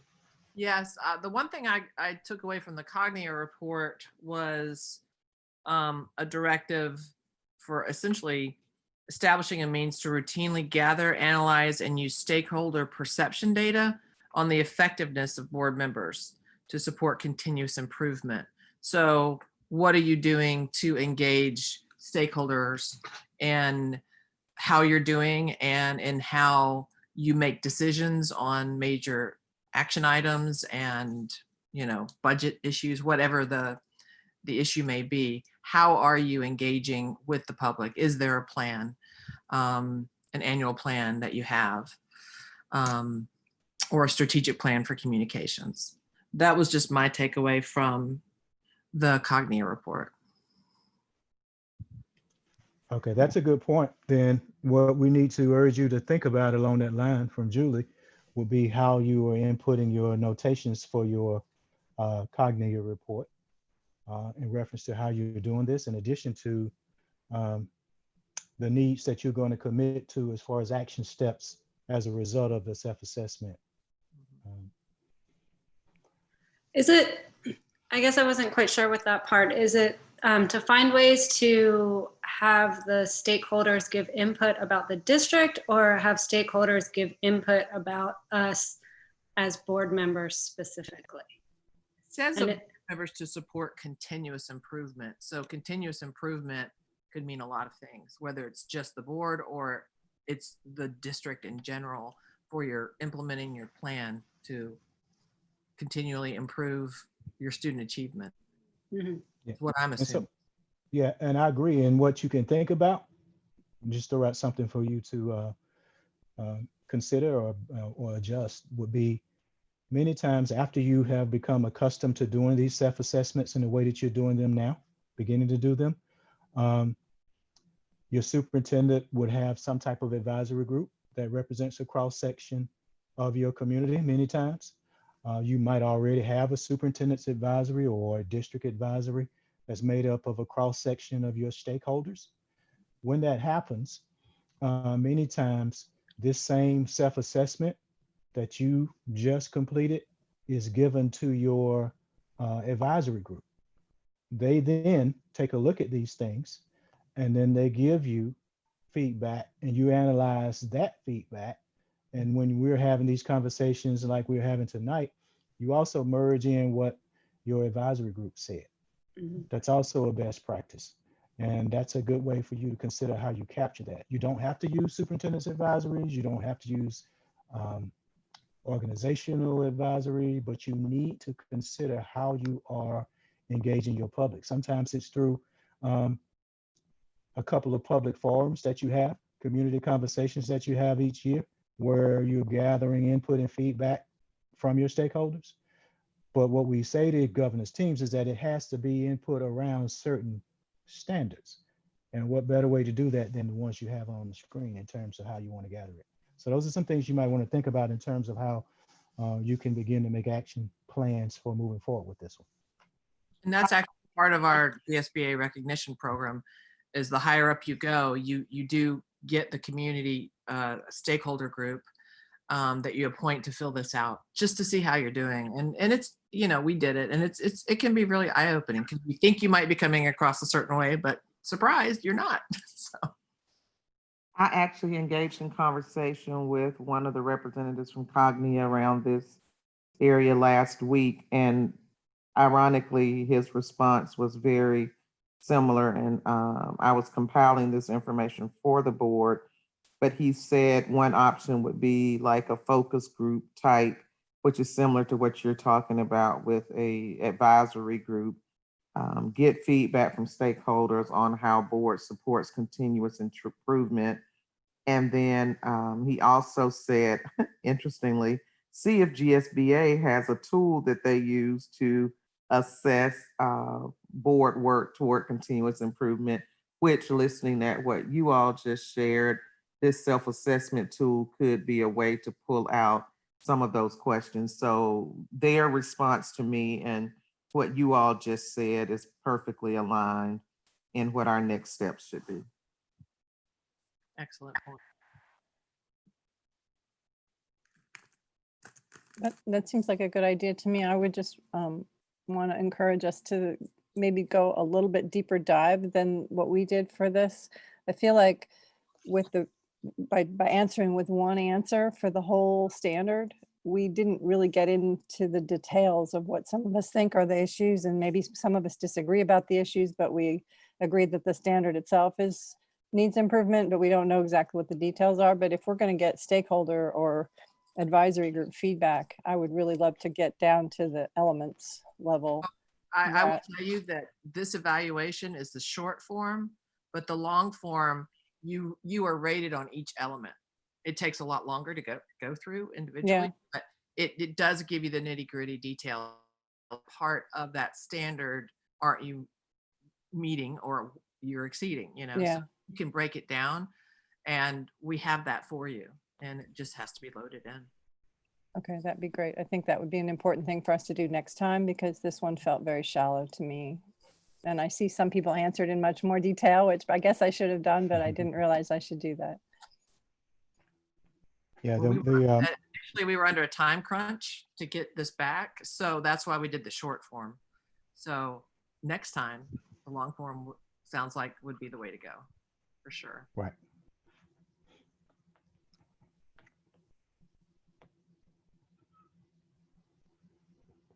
Taking notes.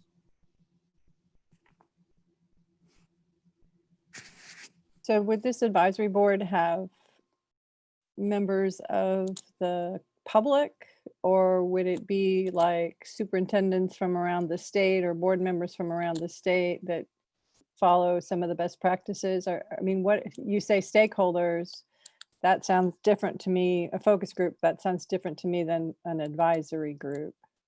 So typically for the evaluation purpose, it's parents, central office staff, possibly students, older students, business community, or any kind of stakeholders that are pretty engaged with the school district and know what you're doing and are familiar with what's happening with the school system that year, you know. That can be different than an advisory council to the superintendent, which, you know, we have student advisory councils. Some boards have that, and superintendents. We have teachers, evaluation councils, business groups, or you could have, you know, a plethora of all in one. So it really depends on what your needs are and what information you're trying to assess or get out there. But it's always good to have a superintendent's advisory committee of some sorts. And Sam, I know you can address that much better than. Yeah, right. That's correct, because you, when you seek feedback back from these groups, you know, it has to be groups that have been orientated to what you're doing. And so, to answer part of your question, you mentioned if it would be someone else, an entity outside of your community. Typically, no. You're looking at your internal audience and your external audience. And that's why we said a cross section of stakeholders. The ball is in your court to determine how you want to do that. However, those categories that Julie mentioned are typically categories that you will find. In your internal audience, you would have, for example, a random sample of certified staff, classified staff. So you might have some few principals on it. You could have teacher of the year on it, for example. You've got your food service represented. You've got your building and grounds represented. That's just an example. External audience also many times consists of faith-based representation. Also your higher ed representation, healthcare, law enforcement, business owners. So typically that's what you're looking for when you do this, and they give you feedback and input based on that. But however, it's not a group that is typically not a group that you're going to see once in a year. And it's just for the purpose of them to come together with you to do this assessment. That's not a best practice in doing this. It means that you're going to have a frequent process throughout that school year around which you are meeting with that group to talk about the work that you're doing. So you're reporting on your strategic plan. Here's what we're doing. These are the action steps we're taking as an organization during this particular semester. And you share that with that community, and the community gives you feedback on where they think you are. So that's like formative also throughout. So you do that several times throughout the year so that when they do this self-assessment for you, they're giving you informed feedback, not someone who can't give you feedback that's going to be aligned to really something that's meaningful for you. So to follow up now, that is the Superintendent's Advisory Council that you're describing, right? Is there ever a time that the board has an advisory council? Or, I mean, help me make the distinction. The experience that I have is with the Superintendent's Advisory Council, and it was made up of that cross section as you just described. And that was the group that took the board strategic plan and took it down to the next step to talk about, you know, what was important to them as a community in terms of what the school should be doing. And all of that happened before, as I understand the process, it was taken to the cabinet and the district employees for them to look at the strategic plan and align their goals and objectives with what the board and the community had put forward.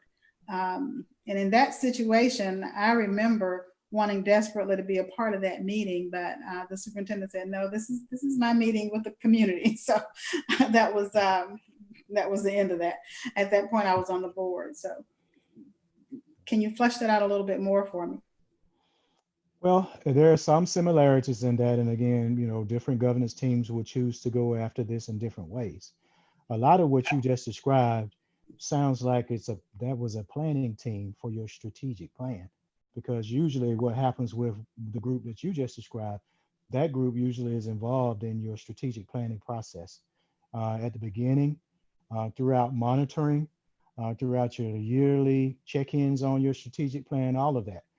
There are boards that sometimes might have chosen to use that group to give them input and feedback on this piece as well. So that's up to you in terms of where you feel you are with that. Yeah. Okay, I don't know that we ever got feedback from them, but maybe he did and we just knew about it. But okay. So if I understood your question, Linda, and I understood Mr. King's answer, he's actually saying we would have a separate advisory council to the board.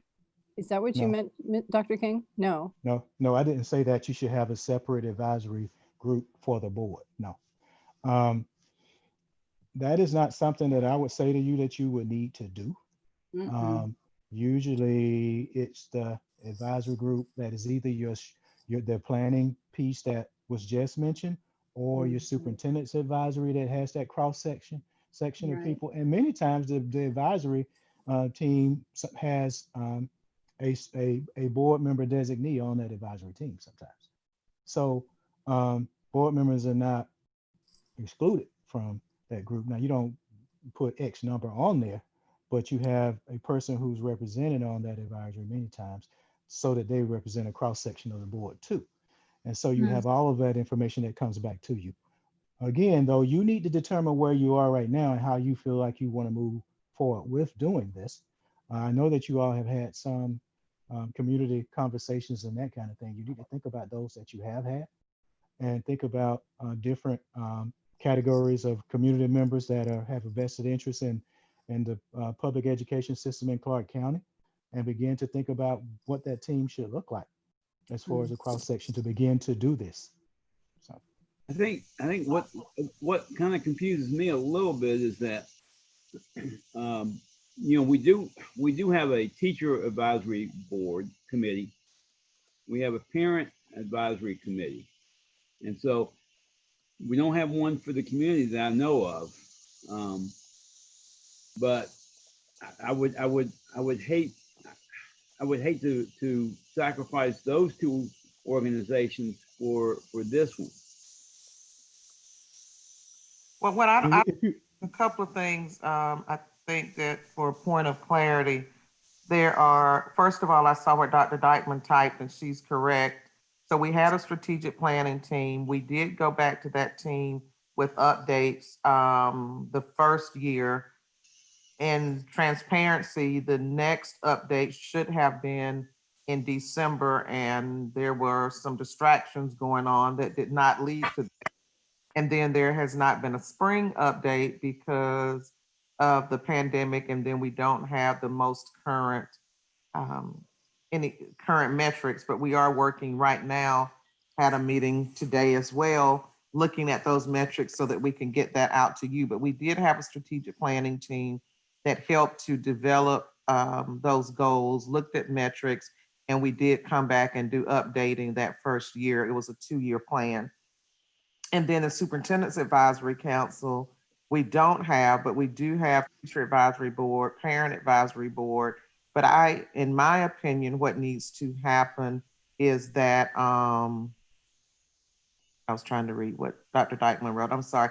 What needs to happen is there might be representatives from those two groups, but those groups in their entirety would be too large for this work. But you could pull representatives from each of those groups and then combine them with your student members, community members, and then your external stakeholders. So that the groups that you've referenced, Mr. Davis, could be a space where we get some of those representatives, but we couldn't marry all of those groups together for this purpose. And you know, quite honestly, it would be nice to have a group where the agenda is set based on what our strategic priorities are, our strategic goals, and moving forward, versus it being one where the agenda is set from a grassroots level.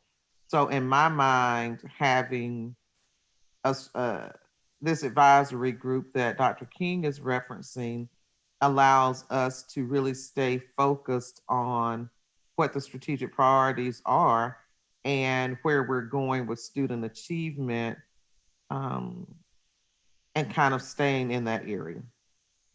That's correct. A few comments here. I just want to make sure that I'm being clear with this. So let me know, because this does not mean that you have to dismantle groups Right. advisory that you have now. That's not what this is about. And I saw in the chat where there was a question about the board needing to find a way to get feedback on your performance as a board.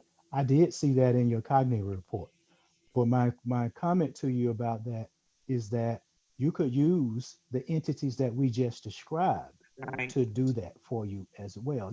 If you just create a separate standalone group to give feedback to the board, in our view, that becomes a bit problematic, because typically that only happens one time, and sometimes that group does not know what the business of the organization has been if it had been ongoing.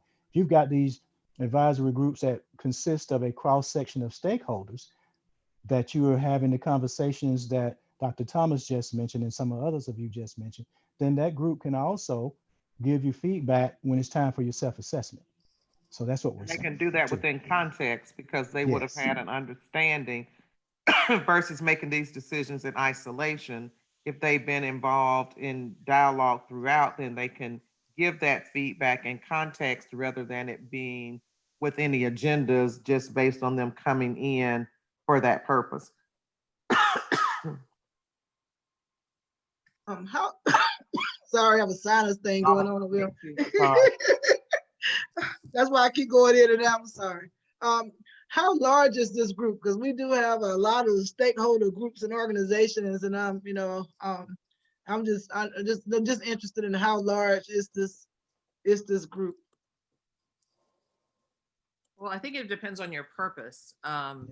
We've really been talking about two different things. One is you're doing your self-evaluation now, but open yourself up to a community stakeholder group, a small group, probably 6, 7, 8, to review you and see how they feel you're doing as a board. That's a separate group. Now, definitely when you're undertaking strategic planning, that's a whole different process. And superintendent's advisory committees or councils, like Sam has described, can be made up of different people. And you've got your school leadership teams, right? Maybe you have, I know we did when we were a charter as well, we had a system-wide leadership team. So we had, I think, 2 people from each school that sat in with the superintendent, and she would throw things out that were coming down the pike and to get feedback, so that there was kind of representation from all the schools. But the schools, their councils had business leaders on it. It had teachers on it. It had parents on it.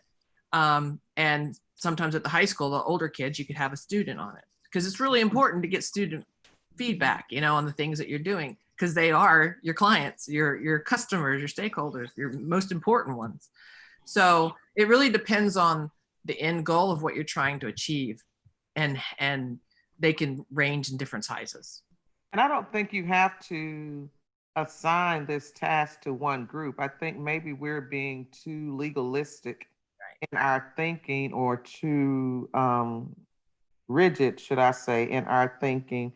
You might have a couple of different focus groups to give you this input. So you could pull from LSGTs. You could take your chair and co-chair, or your chair and one other member from each LSGT, and that could be a group.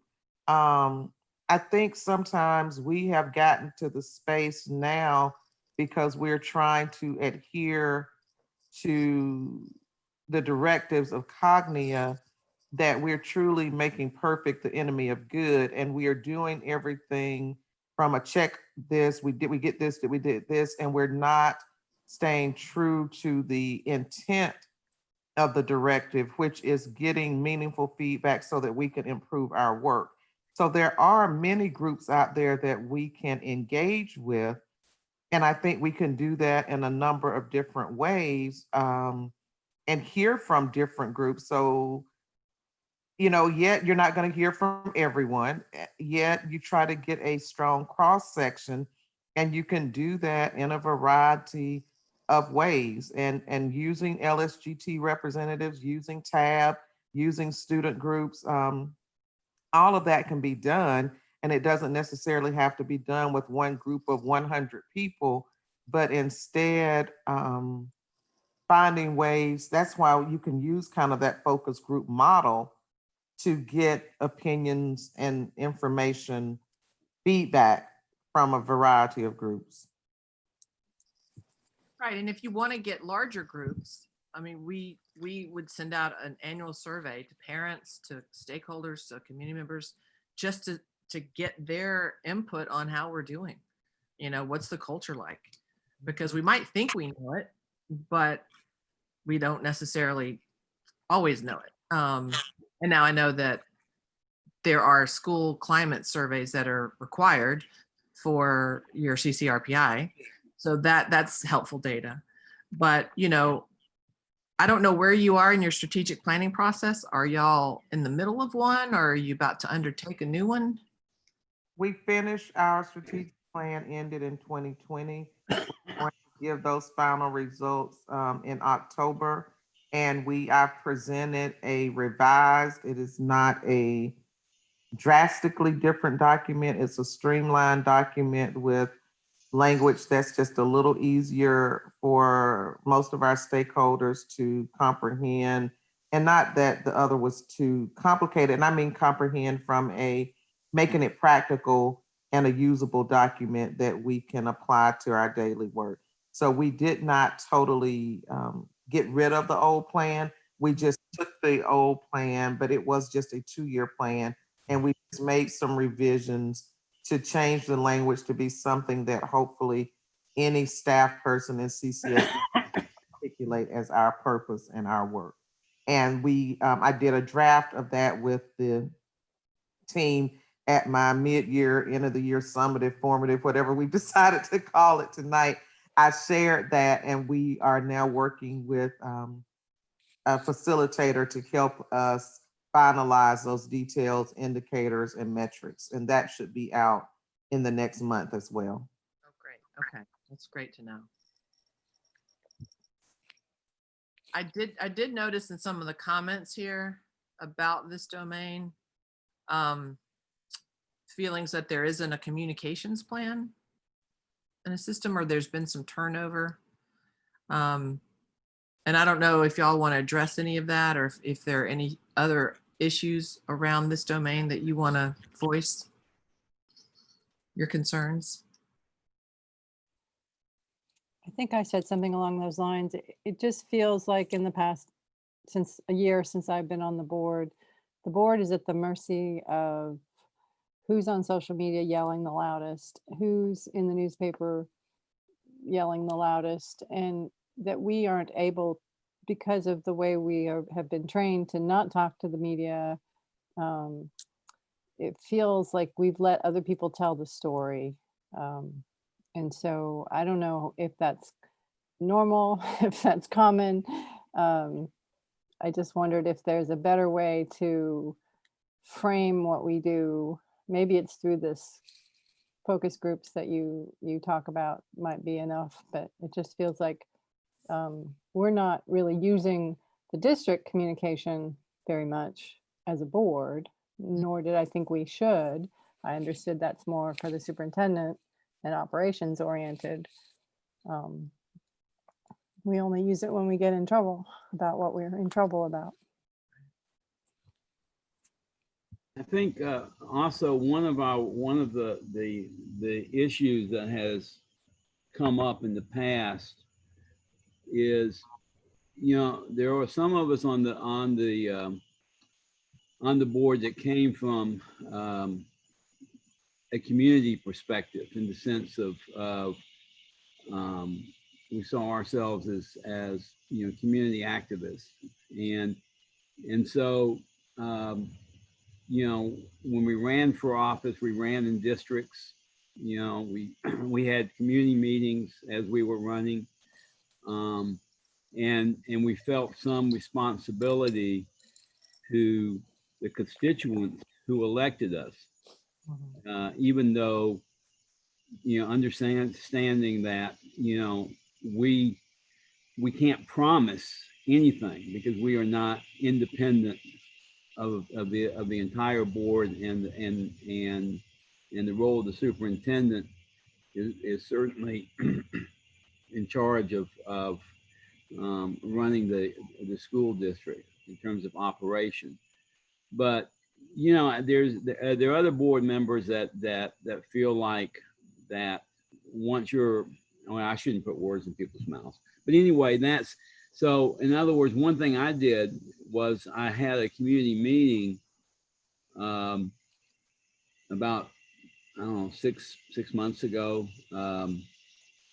The superintendent came, invited the board president, and we had about 50 people there, parents and teachers, just the folks who were in my district.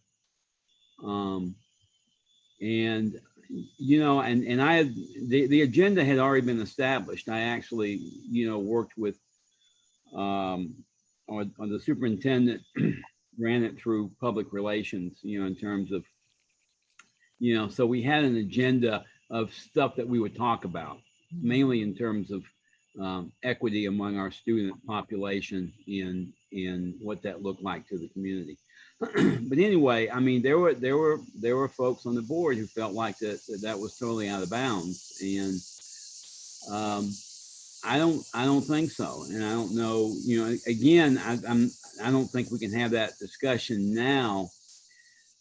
But there is some kind of practical things that you know, perhaps, you know, hopefully we're addressing it through our norms in terms of what that looks like, or does that even have a role in the work of the board member?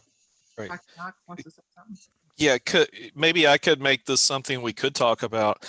So for the GSBA people on here, how do boards of our size, roughly, you know, not number of board members, but district size, kind of, how do they communicate with their constituents? Because obviously, if you're in a tiny county and a tiny school district, it's different than a huge one. We're kind of somewhere in the middle. Do they have some kind of newsletter, or, you know, some kind of anything to provide a conduit of information from the board to its constituents, or not?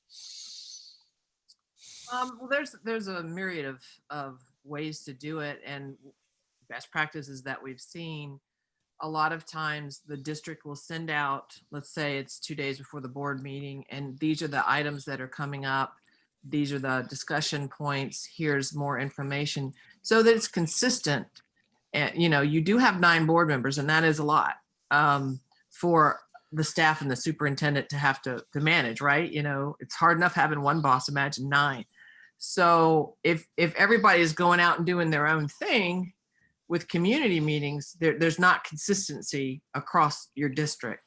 So a lot of best practices I've seen, and we even did this, we're not quite as big as y'all, but we would have the superintendent and 2 school board members every month go to a different school, and there would be a schedule. Anybody could come and talk to us for whatever they wanted to hear, or we'd have presentations because let's say we're redistricting, you know, because we're opening a new elementary school, so we have to redistrict everything. You definitely want to have those types of meetings as a district, and not just you and just this district and the 3rd district, not all 9, you know?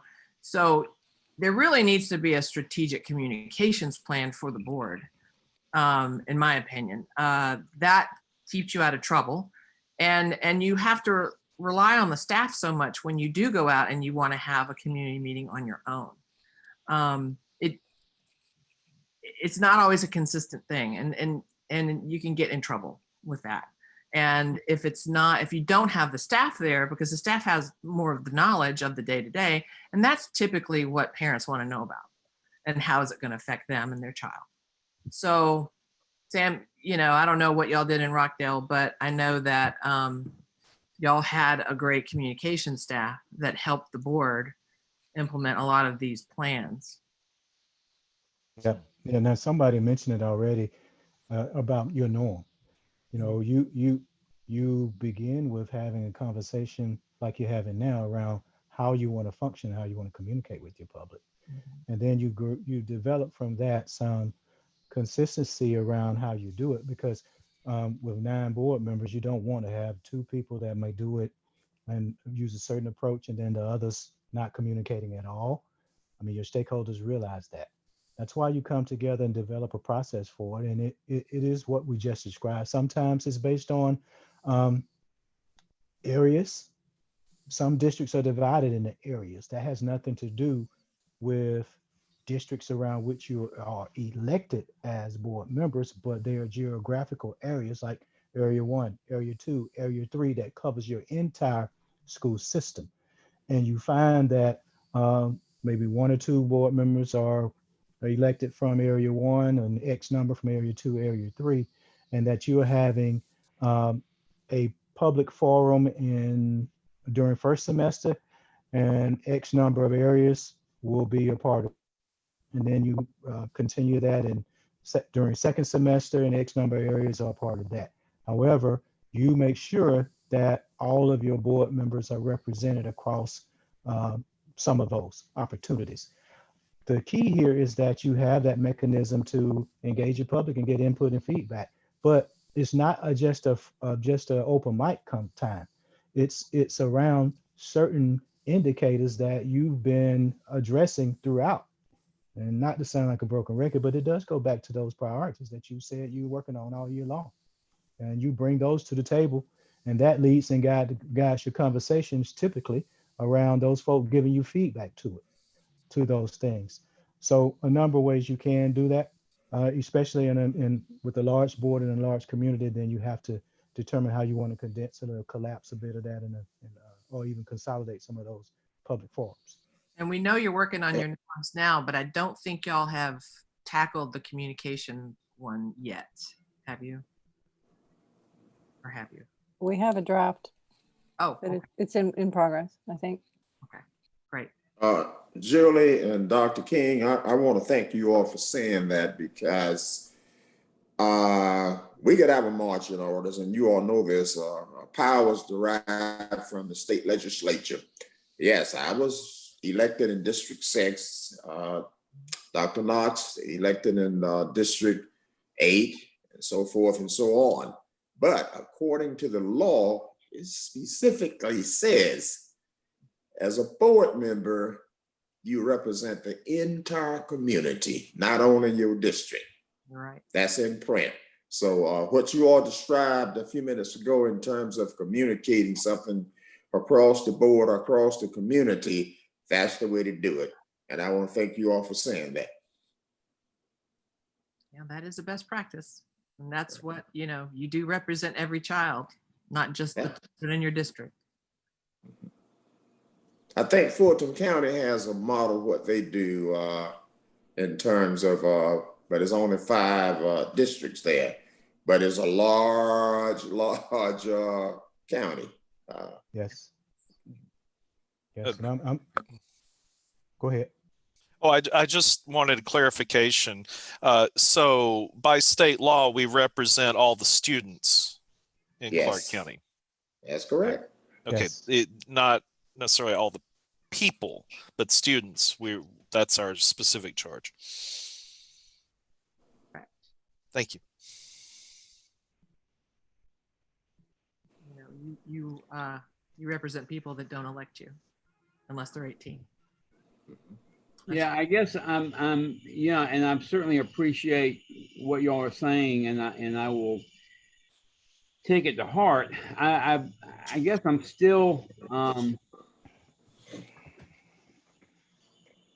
you know, still trying to because of the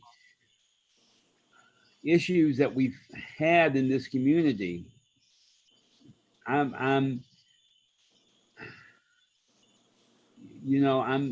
guess I don't know. It is kind of a little bit disconcerting to me that, you know, because when you go out and you run for office, you know, you produce campaign material, you put signs up, you knock on doors. You're not doing it citywide or countywide. You're doing it in your district, and people are talking to you, you know, about what their concerns are. And I don't see. I mean, certainly our job is not to say, well, the students in my district are more important than the students in Charles's district. I mean, or, you know, we need to get more of the Title I money at my school, okay? And that's not what I'm talking about. But I am talking about teachers and community people. Sometimes they don't have any kids in the school system. Sometimes, usually they do.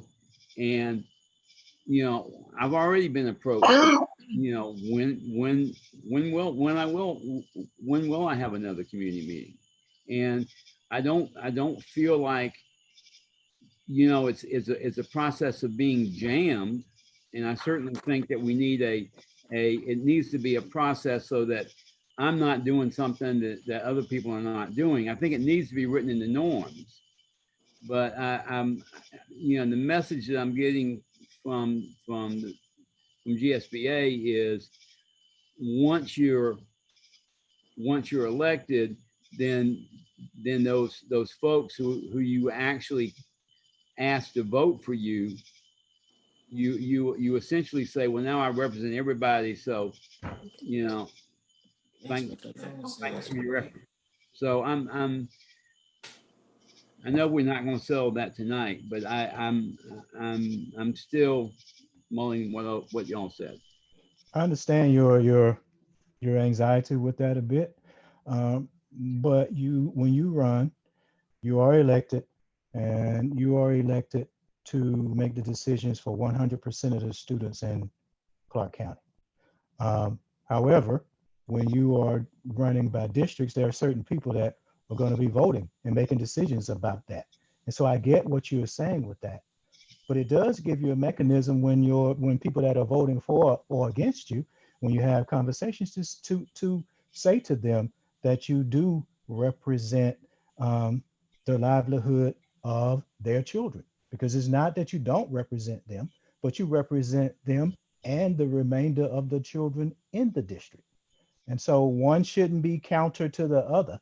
And that's what equity is really about, is giving every child what he or she needs to be able to be successful, to reach a certain high standard.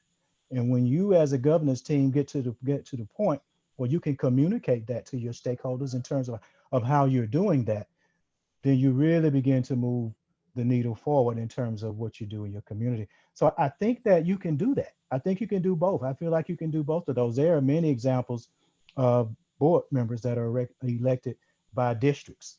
And those folk are the ones that they're knocking on doors and talking to, because those are the folks that are going to get them elected. And you do have to talk to them about what your interest is in those children in that district. And in addition, you're representing the remainder of that school district as well. We can't hear you. You're muted. Yeah, I do understand about the, you know, we represent all the students. And so I'm not talking about pitting one district against another in terms of what's in the interest of children. But I am talking about that with that voting population. Now, certainly all parents are going to be concerned about their kids. But that to me is a very, you know, we're not talking about distribution of resources. What we're talking about is communication. You know, in other words, because I live down the street and you voted for me, then if you have a question, it would seem logical that you would call me versus somebody across the path. Now, what we tell that person should be consistent, but for me to say, you know, well, you can call some other board member, and I mean, I just feel like that there is a relationship between the voter, and that's why some people just have appointed school boards. I mean, you know, then you don't have that problem.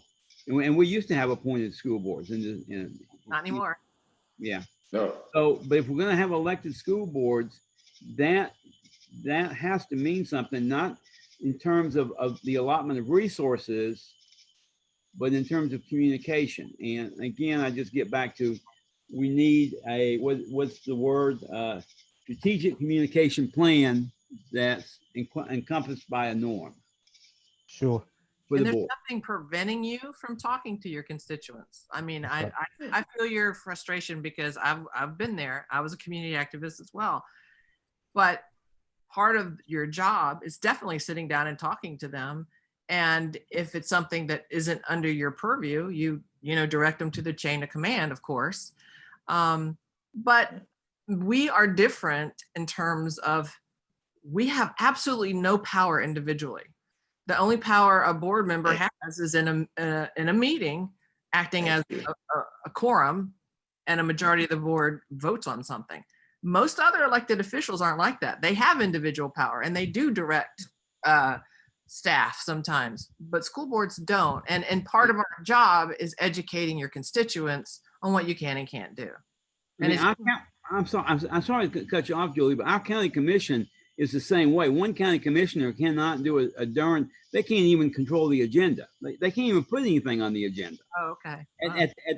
So they don't control anybody at all. They have no staff. Then we even have the whatever we call it. Anyway, with the county manager, once he's hired. I mean, they vote on his hiring. So but they don't control the agenda. So anyway,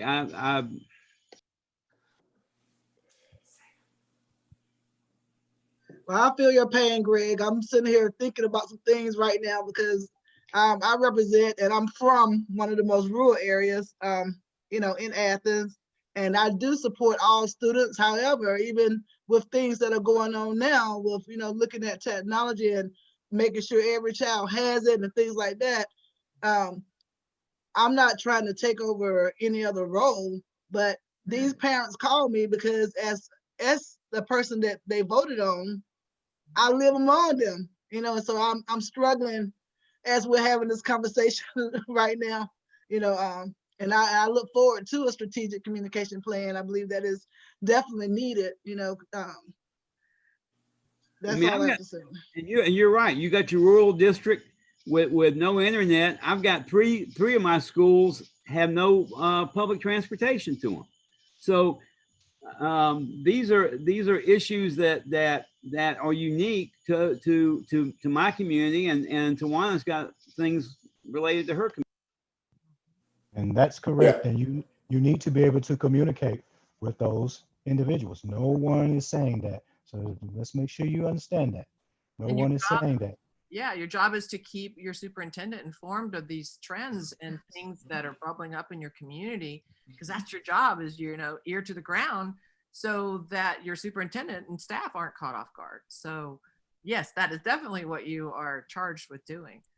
Yeah, we're just saying you represent those items of concern as well as the others. So we're agreeing. And whenever we come up with a communication plan, we don't need to craft something that is going to be in conflict with what the state legislature has funneled down to us. We don't need to do that. That's what I said a few minutes ago, folks. That's in print. Yes. I don't have any problems in taking care of my constituents in District 6, but I do know that I represent the entire community. That's not difficult for me. We all do. Yeah, that's what I said earlier. That's in the law.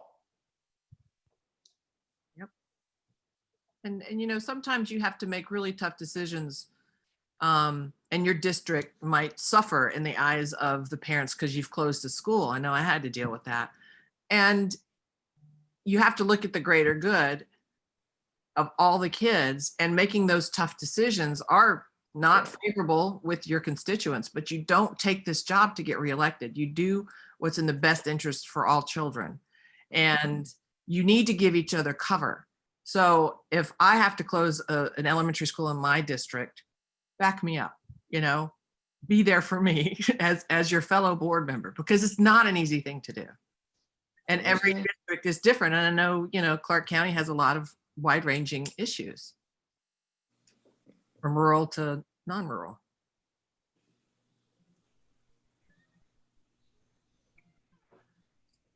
All right, so I think one of my takeaways from this is I heard you say that you need to think about your steps for being intentional about engaging the community, which will be your stakeholders. Both from your responses in the self-assessment, as well as a few things that are surfacing, that have surfaced from your report as well. And I'll repeat again here that remember to capture that so that when it's time to talk about it, you're ready to do so with that. We're approaching the end here as far as time. So you know, the next domain is the first one, is board governance. And I don't think we're going to get through that tonight. That's but that's the biggie. Yeah, so I think that what we can do is look at the notion that you've got in your responses as far as board governance, and it was 7 out of 10 of you said that there are some, that's an area for improvement, needs improvement area. And I'm kind of glancing over at the notes, Julie, as well, to see where, if I made any notation on number 1, and I did, and in improvement priority number 1, on the cognitive report, I noted that there was a connection with that to domain 1 also. So there, I think, are some possibly some correlation between the results from your self-assessment and the cognitive report. In my note, I noted domain 1 for improvement priority number 1, but I also noted domain 1 in the cognitive report for improvement priority number 2 as well. So you've got some dual needs here in terms of you being able to commit to your action steps for improvement as it relates to the self-assessment, as well as some needs around communicating how you are addressing what's in that cognitive report that relates to domain 1 as well. Yes, like identify and demonstrate characteristics of highly effective governing board, to look at standards for effective governance and do more training around those roles and responsibilities. I know we began that process about a year ago, and there's been some new folks on the board since then. So that could be an action item. I know that we've developed a draft training plan with your superintendent and board chair for the topics that are going to be covered each month, and those can be adjusted based on this. So are there general thoughts that you'd like to talk about in this element? Because this is the biggie. I mean, this is really knowing what your role is, and it's usually the basis for any issues that might come up, especially, you know, when you're new to the board. I know when I got on my board, I didn't know what I was doing. So I learned the hard way by making mistakes, and we all make mistakes. But we just got to move forward. I think for me, the issue of knowing your role comes up a lot. And I think that we all generally know what our role is, like in terms of what are the things that we're supposed to be doing, and that we are governance and we're not involved in operations. I think where the problems come up are sometimes what somebody is doing is seen as trying to get into operations when really it's not, or there are a lot of gray areas. And I think that there are very different interpretations across the board members of what constitutes going into operations and what constitutes just asking a question. And it goes along with our lack of trust as a board, and the assumption that somebody is trying to do something that maybe they're not trying to do. And that causes a lot of friction with our board. I want to go back to what Julie said a few minutes ago, learning your role.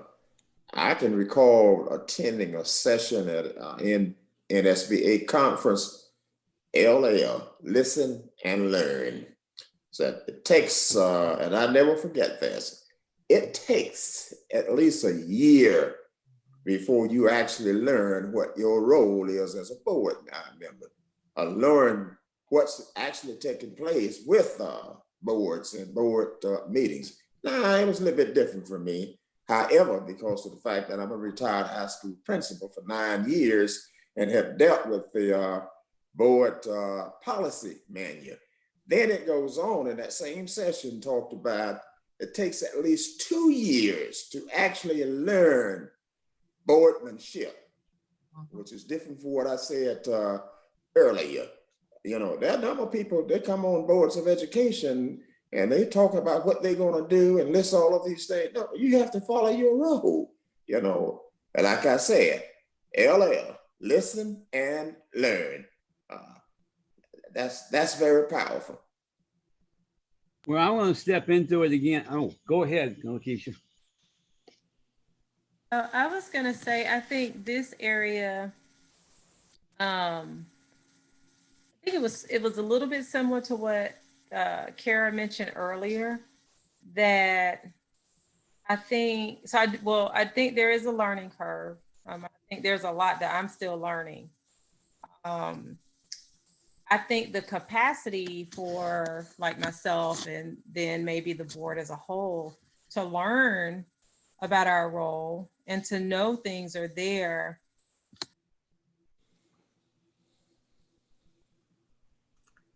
You're muted. You just muted yourself accidentally. Oh, Sorry. This past year and a half has provided me almost a bird's eye or strange bird's eye view of the entire board functioning on this side that I don't think I really appreciated or had before serving in the role and still learning. I think part of the problem is knowing, part of the challenge is knowing. The other part of the challenge is doing. And that comes back to what the self like regulation and constraint, control that I decide to have over my actions or that we decide to have over our actions. So I'm not as inclined, and like with intentions, like I don't think any of us have like malintention. The truth is, there's no way for any of us to know each other's intentions. We just have like, we have our behaviors to go by. And we like assume, always assume the best. But I don't think it's a matter necessarily of exclusively other board members seeing that our role, like if I see, I don't know, like Kara, if I say, oh, well, Kara is, that's a bit out of the way or that's a bit over the line. I think that's some of it. And I certainly think there are some of us that are a bit more sensitive to that than others. But I also think there's some reality there that there are behaviors that do go over the line. And I don't know that it's because, I can't tell if it's because we don't know it or because it's just sort of hard for us to get into a routine of doing something different. So it's hard for me to say, okay, Lakeisha, I know I probably shouldn't do this, but I'm so passionate about it, I'm gonna do it. Again, it doesn't mean that there are bad intentions at all, but I don't know that it's a matter of I think I think somewhere in there, I don't know what percentage, but somewhere in there is knowing and then doing something different.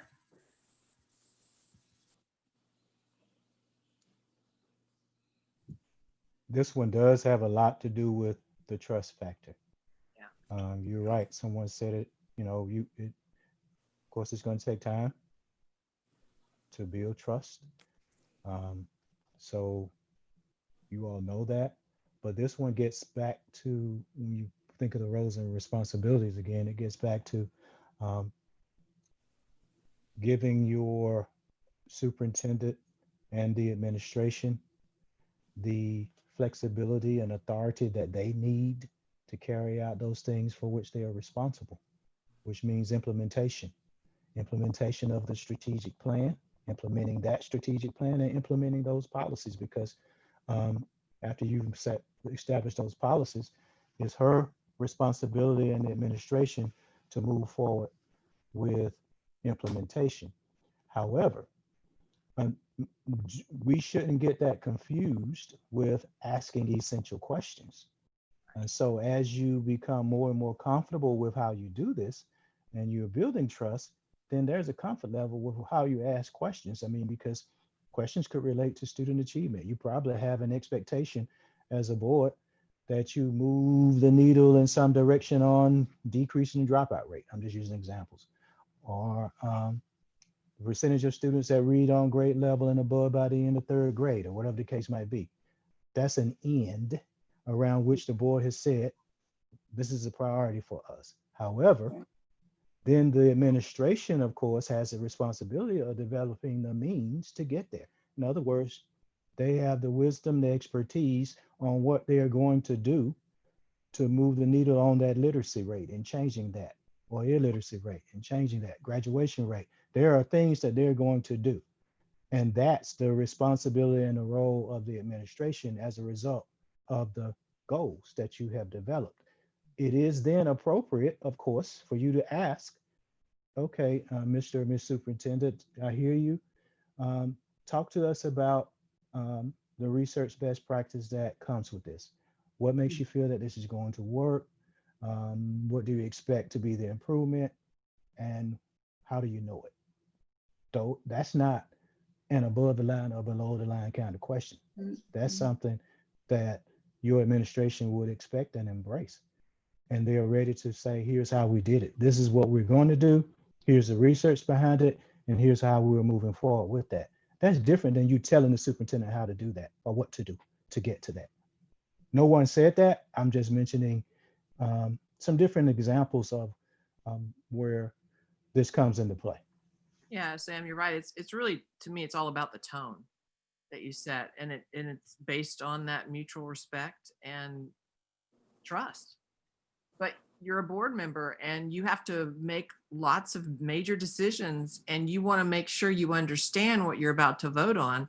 So your job is to ask those tough questions. It's just how you do it. You want to be respectful. It's not to play gotcha. It's just so you can have an understanding, so you can go out and communicate it to your constituents that ask you what happened with this in the grocery store. You want to be able to respond intelligently, because most board members are not K-12 experts, right? So it's really, different districts have different levels of micromanagement or camaraderie. And if you have that trust and you have that mutual respect, you can just get so much accomplished, and you don't worry about somebody's motivation, because you know that their motivation is to, in the end, help kids. I want to make a comment here. I try to keep myself current in the field of education. But anyway, I want to say this. There's been some conversation in this state, and to be honest with you, in the General Assembly, to reduce the number of people that are serving on boards. We have 9, some have 7, some have 5, but what I have heard, probably reducing it down to 5 members, meaning that you're gonna have to redraw district lines. But from what I have been told, that conversation is going on because it's difficult for a superintendent to run a school district, and then the more personalities that superintendent having to deal with, it is going to make that superintendent's job that much more difficult. Now, I don't know how far that's going to get, but that's been some conversation. I don't know, maybe you all have heard the same thing. Julie, Dr. King? Well, didn't they pass a law in 2010? I know that they reduced it for a few districts, but some were grandfathered in. But typically, yes, the larger boards are the ones that have had the most trouble. Because anything done by committee sometimes can take a long time. But if you've got 5 people versus like Richmond County has 10, they seem to, get it done and they don't have problems. But a lot of the larger boards have had problems in the past, 10 years in the Well, it's state. being talked about. Yes, I just want to share that. It's hard enough to have one boss. Imagine 5, Yes. 9, Yeah, oh my God. passionate thing. Any other thoughts around this one? Action steps you want to take? I think in the interest of, again, building that trust building that trust, we're going to have greater transparency. And I guess it comes down to how do we make sure that we're communicating with everyone so that everybody's on board with the particular things that we're working on. And so I don't think it happens, sometimes it happens organically because these are the people that you talk with all the time, but then there are other times that it would require somebody to take an extra effort to present an idea so that it doesn't appear that there's a block. And that's been my experience. And again, as me and my bubble, but just to have the transparency about things that are happening that impact the entire board. I mean, if we have a plan going forward, just like the strategic plan, everybody gets that, everybody sees that, we all have input on that. And then we all evaluate that based on the feedback that the superintendent gives to us. If we have a plan like this Cognia response that we're working on, I think that has to be communicated too. And I think it should be communicated to the board. It should be communicated to the public. That's something that impacts the entire district. But more than anything, I think if we could seriously get to the critical needs of our district, a lot of this goes away because those things are so big and so pressing that if we were unified around making sure that we are meeting the needs of the superintendent, who is our only employee, and that we are addressing things that will empower the superintendent to be successful in taking care of the needs of the district, then I think a lot of that might bring us together in ways that we hadn't thought of in the past. Is how I'll leave that. See, what I've seen, and this is where I was going to step into it, but I won't step into it with both feet, is that we've had work around the norms, work around policies with the goal of both with the board president and the policy committee chairperson to address the Cognia full steam ahead. And in my opinion, they have been communicating what the plan is. And there are some folks that would just throw stones at it. I mean, they won't be part of the solution. They will just say, you're not doing it right. This isn't transparent enough. This is screwed up. That's screwed up. That, and I don't see, we had an email exchange today. I mean, it has nothing to do with the superintendent. I mean, you're exactly right. I mean, I think that Dr. Thomas feels totally supported by this board. It's just that we have board members that don't feel supported by the board. By the entire. I think that's true too. And I think it's also important for Dr. Thomas to state that she feels supported by the board.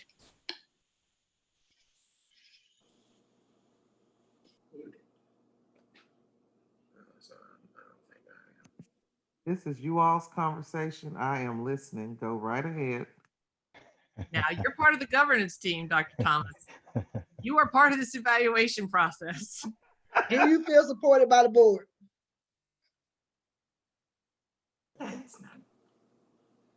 Sorry to put you on the spot. Yes, you all did. put me on the spot. No, I feel a general sense of support by the board. Yes.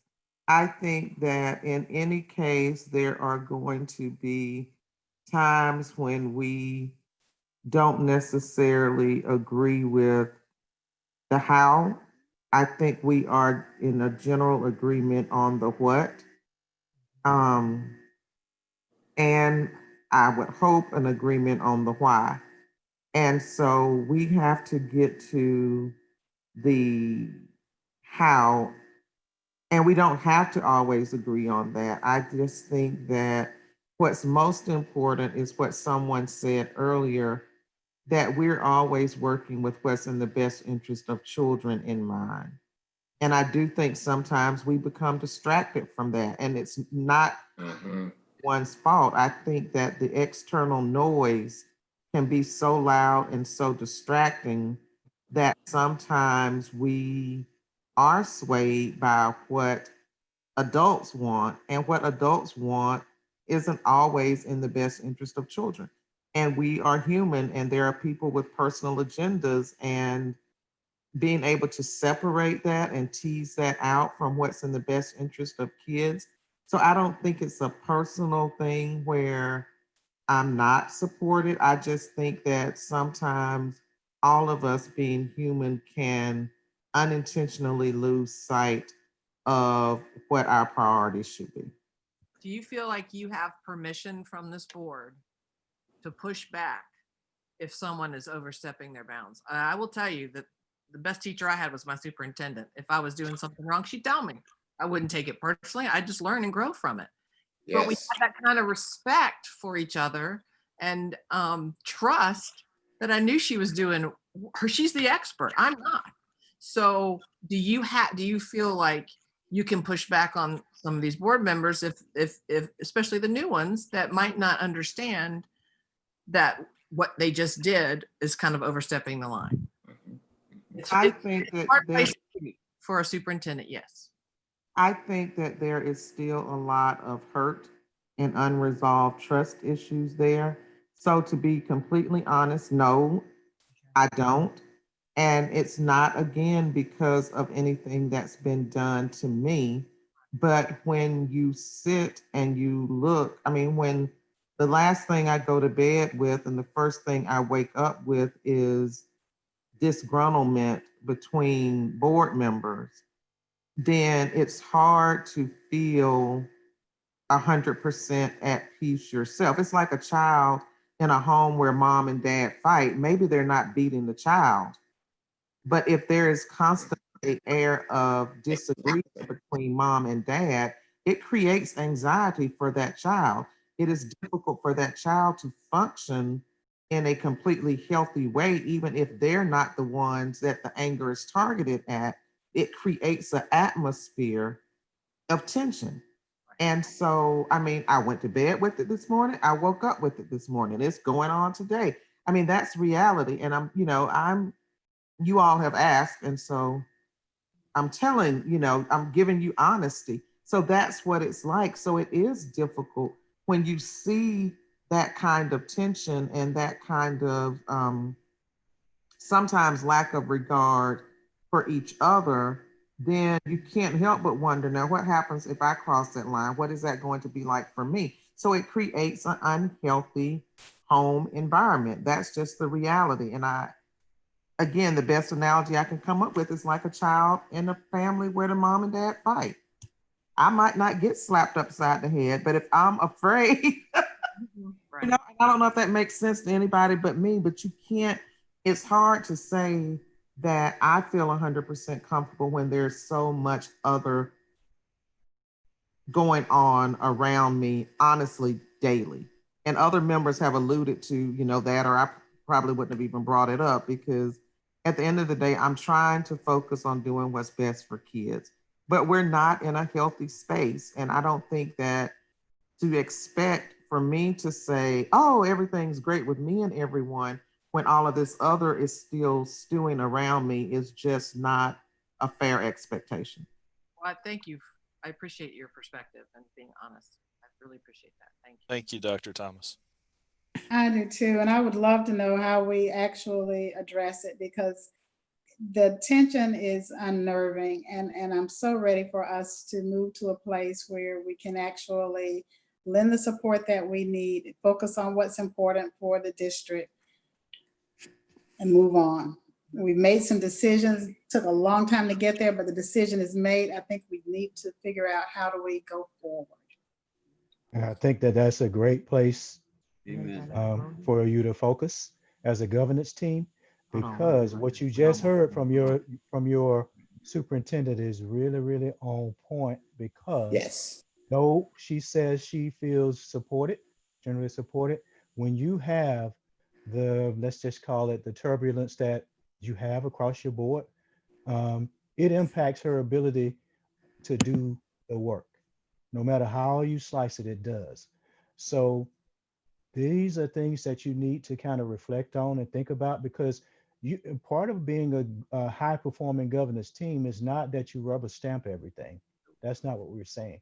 It's not that you agree on everything. That's not what we're saying. But you need to be problem solvers. That means that you can disagree in work sessions and have conversations publicly. You can disagree, but you disagree without being disagreeable, if that makes sense. Those are things you have to think about.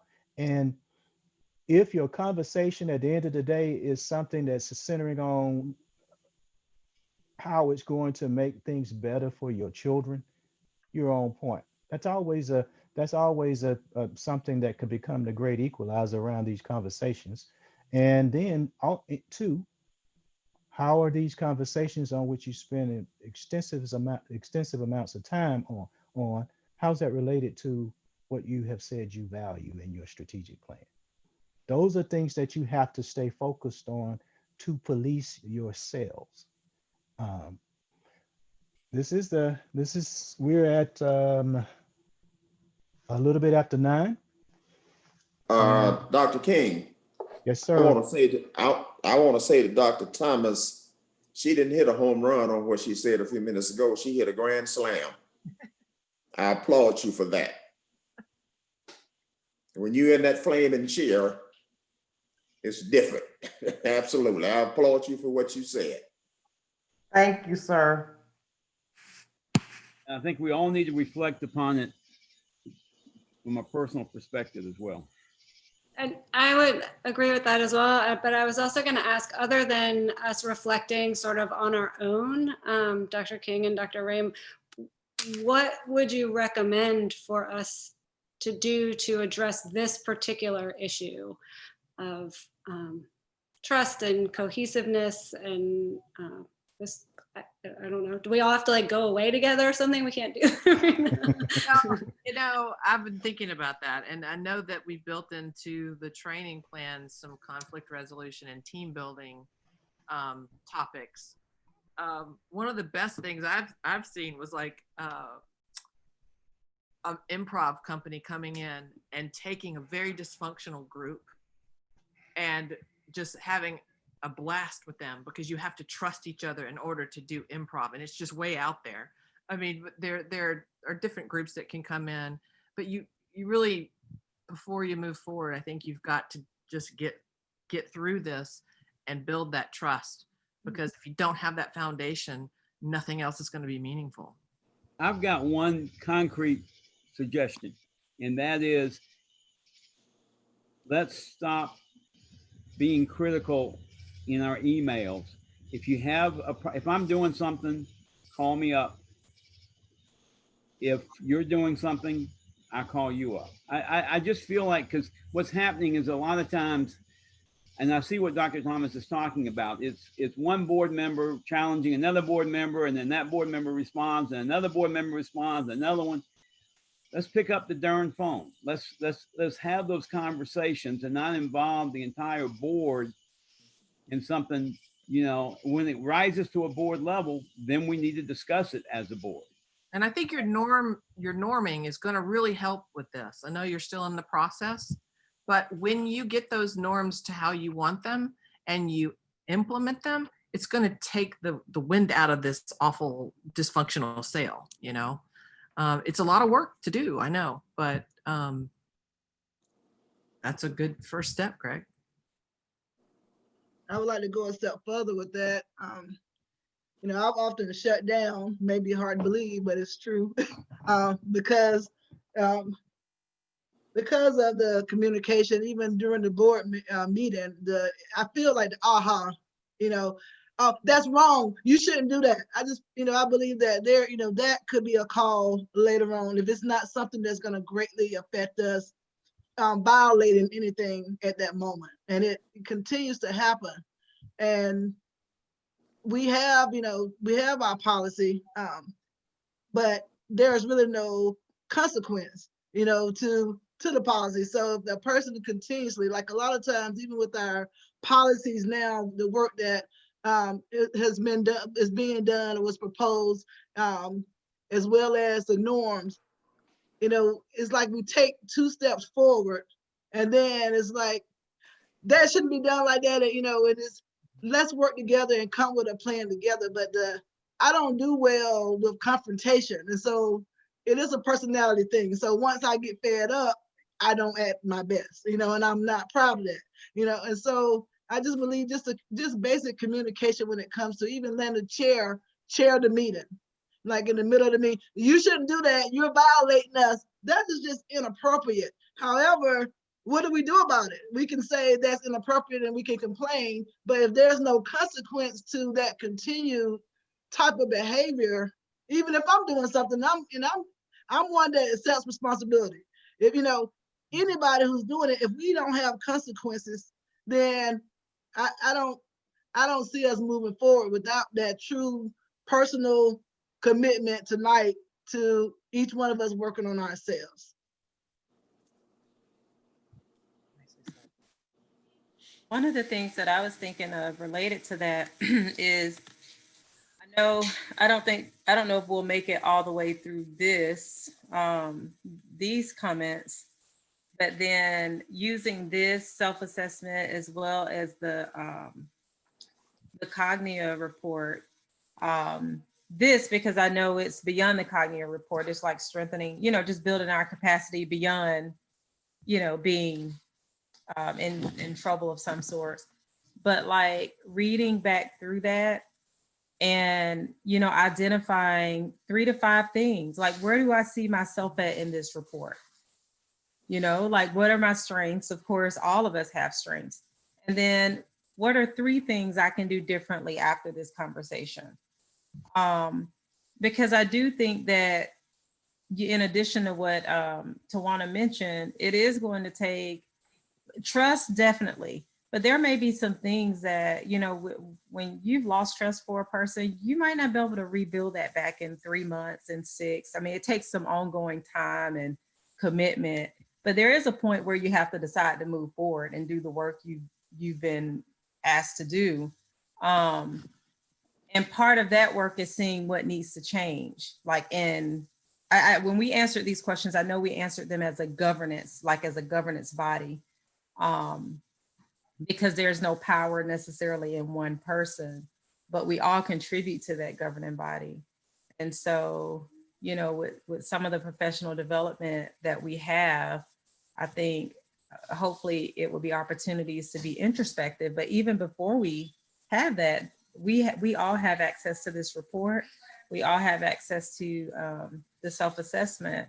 And so going back through that and really reflecting on, you know, what are some concrete things that I can do differently? What are some things that I can continue doing because they're strengths and I know that they're contributing to, you know, positive functioning of the team. But I think those are things that we can do immediately.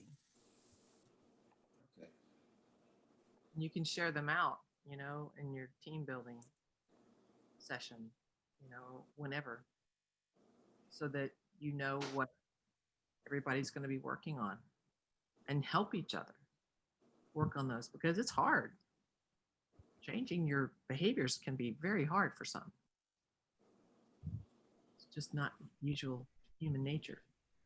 It's really hard. And like maybe, you know, I don't know, I'm just tossing out, like even having a partner, because sometimes I know when I'm getting ready to like really say something or do something, not all the time, but sometimes I know like if a button has been pushed, I probably need to call somebody who's on the team to say, I'm getting ready to do something that is going to feel good right now, but it probably is not going to end well. But I might not have that relationship with everyone, but, having self accountability, and when we're challenged to the point where it's hard, having someone, it may not be everybody. I may not have that relationship with everyone, or if I have it, if I need to call, if Kara needs to call Tawana, or Tawana needs to call Lakeisha, or Lakeisha needs to call Antoine, really, we may not be able to build trust with everybody in 2 or 3 months, but I still believe that we can build capacity to change our behaviors. And that might be looking, identifying those concrete things we can do differently, and maybe leveraging the relationships where we do have trust. So it would be great if I think it would be great if each of you would commit to that. Going away, reflecting on that last domain, and documenting a couple of items that, based on your comments in the self-assessment, as well as based on some of the items that are in your cognitive report, document 2 or 3 things that you feel you would bring to the table to commit to around improvement, because that could be a good tee up for you resuming this conversation, because you're going to have to, when you resume this conversation, you're going to, in our view, begin with board governance, because that's where we're leaving off. The first 3 that we discussed, you have some concrete items that are being documented based on what you said. And Dr. Thomas has a mechanism for that. And I'm sure you all will revisit what those are, as far as the personnel domain, the ethics domain, and the board and community relations domain. And we're bringing closure now with board governance, with saying that you're going to go away and think about this. You're going to think about all of this, but go away about it and document some things, and so that you're ready to resume this conversation with the remainder of these items. So my suggestion would be to also, Dr. Gant, we can commit to coming up soon and with the time to debrief with you and Dr. Thomas on this, what we've done tonight, what you've done tonight, and determine what implications may be for how you resume this conversation. So that's what I suggest. I think you're at the time of considering closure and adjournment now, but I want to hear other thoughts too before Dr. Gant does that. Anybody that has them. Dr. King, I just had one question. The document that you sent to be signed, do Ms. Palmer and I just need to have that at the office, and board members can stop by? You need that signed physically, is that correct? It needs to have their signatures, but it's not, that's not an emergency. Okay, no, that's yeah, you can get those. Yeah, you can get those as you are able to. Okay. Get those signatures, because as far as your credits, you have multiple credits, with your in terms of hours. Yeah, you have many credits. Standard training. So thank you. Yeah, yeah. So once you get those, you can just scan it and email it back to us, and we'll process that. All right, thank you. Sure.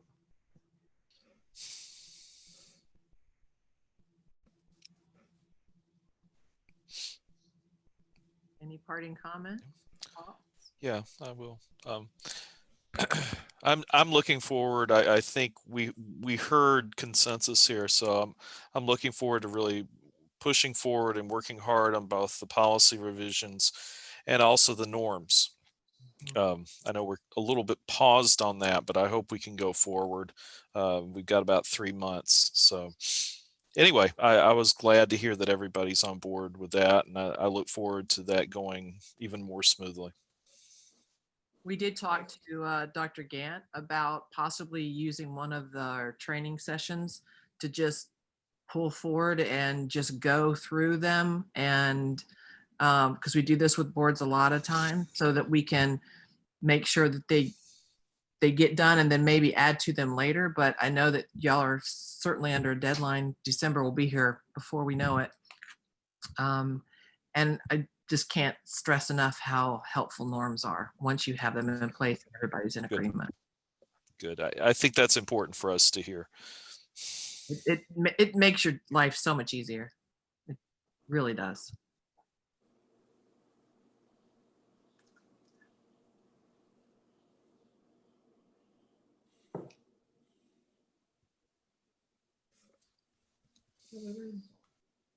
Anything else?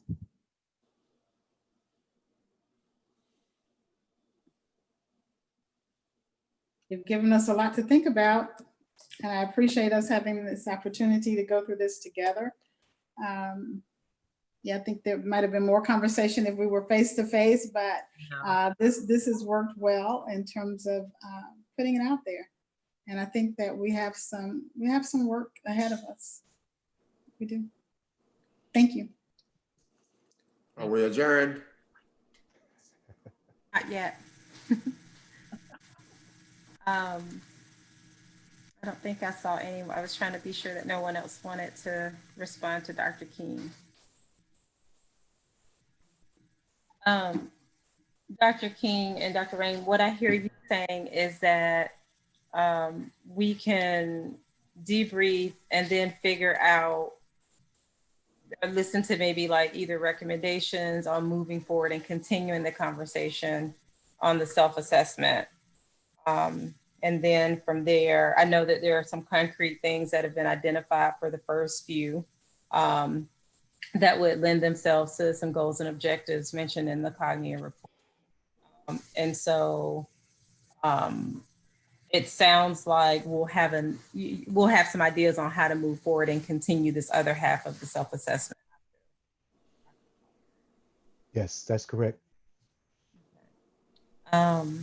Well, thank you. I do want to thank you, Dr. King and Dr. Rain, for your time. I also want to thank my board colleagues, for coming and just being open, reading through the report as well as the results, and being open to moving forward. I'll echo what Ms. Davis said. It is going to be work, but I think what I've heard all of us say is that it'll take a degree of commitment while we work out the other things. I know that Nicole was here earlier. Ms. Hull, Ms. Gallagher, and Dr. Anderson, those are our board members elect. And so I'm very happy that they are here because I do think it helps to set the context for January so that we can continue with, the things that we've been working on as a board. And thank you, Mr. Pruitt, for being here as well. He tuned in because a lot of this, Mike has been a part of a lot of this as well. And then definitely Ms. Palmer and Dr. Thomas, thank you for your openness with the board. That's a significant part of all of us moving together. If there are no other comments, I don't see any hands. I don't see anyone looking like they want to say something. I will open the floor up for adjournment. I so move. Second. Ms. Davis for the motion and Mr. Worthy for the second. I don't see any opposition. I don't hear any opposition. So all of those that are in favor of adjourning at 9:19, if you would show by raising your hand and saying aye. Aye. Aye. Okay. Any opposed? All right, well, we are adjourned at 9:19. Have a good evening and thank everyone for being here.